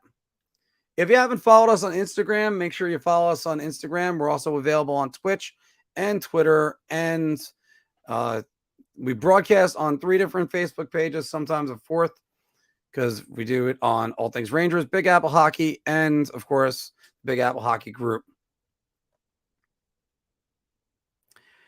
Here's the thing. I think the Leafs did a great job with everything this offseason, because Calle Yarncrook's going to be a good player for them. It's just when it comes to Matt Murray, that's where you go, wait, what? Because them going after Matt Murray basically took them out of some other guys. You mean to tell me between Matt Murray and Samsonov, they couldn't have put together the money for Darcy Kemper? They couldn't have put together a package for John Gibson? I mean, there were guys that I thought were better options. Now, by the way, Darcy Kemper, I like him a lot, but he has to stay healthy. He was healthy with Colorado just enough for them to win. And again, that's just something you have to get to. Roman L is saying, wait. First, go to Frazier. Frazier, Murray is finished. Ottawa didn't put him on waivers. I thought Ottawa put him on waivers, but they were going to send him to the Buffalo Sabres. There was a trade in place much lower than what the Leafs gave up. And he said no, but he said yes to going to the Leafs. I don't think we could do better. I don't think we could do better this year than last. Kreider is scoring 52. Balafia will have more than 19. Igor won't be superhuman, just really good. It should be an interesting year. Yes, but also I think the Rangers defense is going to get better from last year. They still had guys that were learning. And we talk about a guy who, in K. Andre Miller, who really, really, really took a jump in the month of March. And in a way, so did Filipino. Now, the question is, are those numbers going to translate to the new season? Well, they better. That's one thing. I do think Igor is a solid goalie. The way he plays, I think he can get up there in the high 920s at least. And not many guys in save percentage. Not many guys really get to 930 a lot. And if you look at his numbers in the first round, I thought he was gassed. And then the rest of the way, Igor Shesterkin was back to being Igor Shesterkin. And I don't think he gave up 4 goals the rest of the playoffs in that run. So we're going to see about that. Toronto should make a blockbuster and maybe even go after Jeremy Swayman. See, again, you got to look for the goalie that's going to go, but it's so hard to say because the goalie market probably the best it's ever been. I mean, even Semyon Varlamov, I thought was a decent upgrade over again. Matt, I'm not a believer in Matt Murray. That's where my problem is. And again, as you guys are pointing out, it's just Matt Murray does not stay healthy. Now, here's the thing: William Nylander is always rumored in trades. And I would not go near Taylor Hall whatsoever. You guys know my opinion on Taylor Hall. I think he's the most overrated player in the NHL. And it's just what I think. He had one MVP season and then that was it. But that's just what I think. Hunt will absolutely not be on the second line. I think that was done to be more sarcastic. I'm excited for this. No, Blay is going to be a guy that's going to get moved around the lineup. David is saying Murray's problem is health, not availability. By the way, remember the best ability in sports, availability. Samsonov, I think, will be better if they can get 30 from Murray and 50 from Samsonov. They're going to be fine. I actually think they're going to be fine defensively. But again, goaltending comes down to in the playoffs, when you need a save, you get a save. And there are a lot of times where, take for instance the Henrik Lundqvist era, they were able to make the save, but eventually they couldn't break through on the other end because also the Rangers were offensively challenged. Then eventually Lundqvist ended up breaking. And by the way, Days End is bringing this one up right here. I saw a lot of fight in the Rangers and the Kings this year. They should be 2 of the favorites apart from Stars, Tampa Bay, and the Avs. Stars are an interesting one. And I'm glad you brought up the Stars for a second because I do think Pete DeBoer can help the Stars be a better team. He's usually a good coach their first year and better on their second season. They'll get a deep playoff run. And then after their deep playoff run, forget it. They're done. So, like, take, for instance, Vegas. He got Vegas to the third round. The last 2 years. Come to the conference finals the last 2 years. And they just folded at all those times. DeBoer, short term, good coach. Long term, nope. And that's probably going to be him. Mike is saying the only reason why I wanted the Rangers to get Kadri is to play with Kreider and Kravtsov. Seems like a dream that because again, at least that would give the Rangers another matchup center and get Mika Zibanejad away from being the matchup center. Imagine Mika Zibanejad not having to defend first, but that's another thing. I wouldn't either, but I think Boston is folding and Hall bust. Yeah. Yeah. By the way, I think Hall is on, speaking about which, with Taylor Hall, I think Taylor Hall is still signed for 2 more years at $6 million per. He's got a modified no trade clause that kicks in after next season. So enjoy him, Boston. He's going to be with you again. And there are churches that are quieter than Taylor Hall in the playoffs. Toronto has no money and they are drained, and they have to resign Matthews and Nylander next year. Yeah, but Dubas moves everything around. See what the Leafs have right now. Yeah, they're right now at $1.5 million over the cap.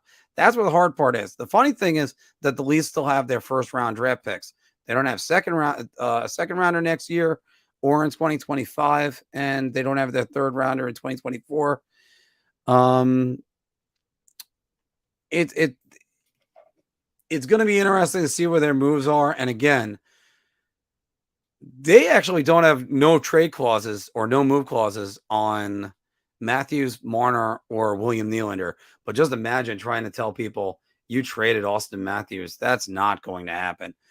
And Austin Matthews is going to break the bank. Again, I love the Kelly Yarncrook trade. I think he's a great young player for the not great. He's a great utility player for them. Thank you. That was the worst thing to say.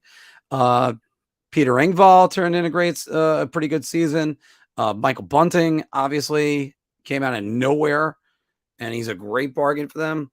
But they got guys on like dirt cheap contracts: Kyle Clifford, Wayne Simmons, and Nicholas Aube-Kubel. That I can't believe that they got him. I like the Leafs makeup, and I think Sheldon Keefe can do some things with them, but again, their goaltending is going to be right there.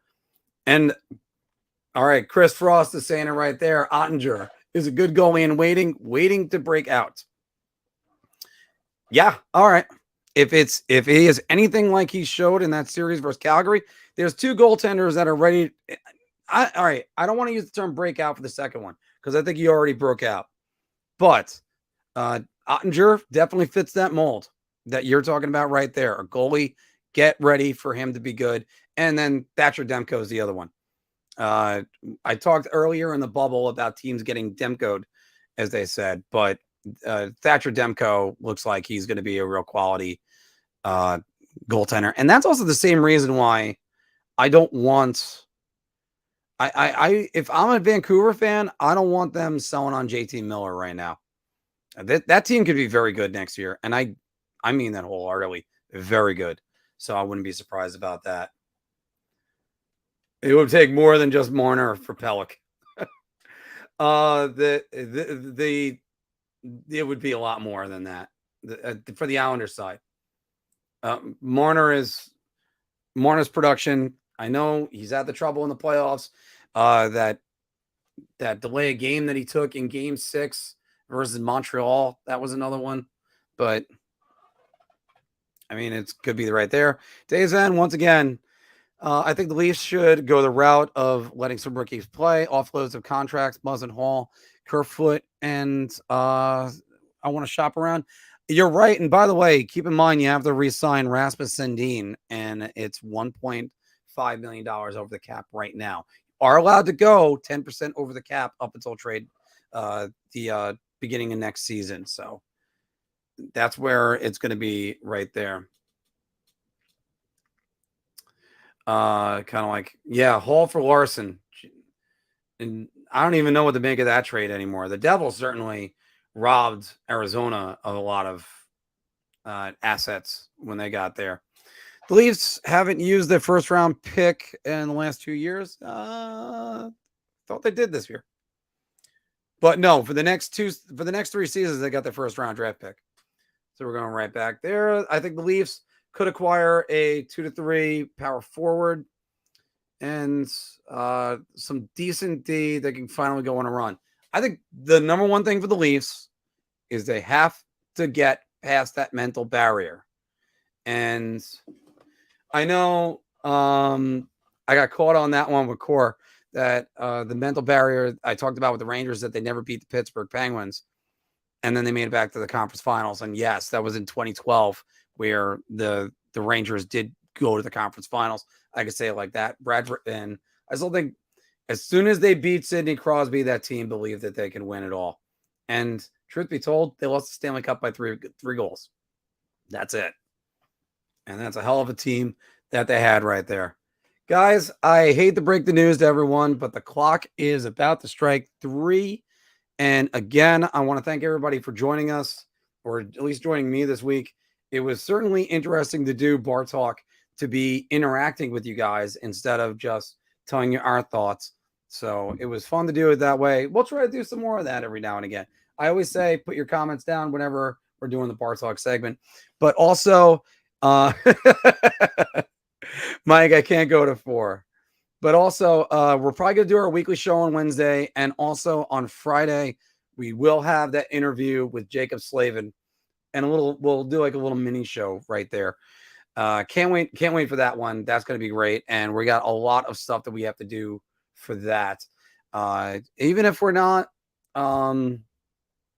even if we decide to record it, we might do that instead of doing a full stream for the Jacob Slavin interview. But it's always great. Guys, thank you very much for joining us today. If you haven't liked, shared, or subscribed to us, do at least 2 of the 3. If not all 3, that would be great. So again, thanks for joining me today. So to Big Apple Hockey. You already twisted it enough. I got to get this on for iTunes. So, and the fact that I'm working tonight is certainly getting down there. And we got our number dwindling down a little bit. So again, everybody, thanks very much, and we will see you next week.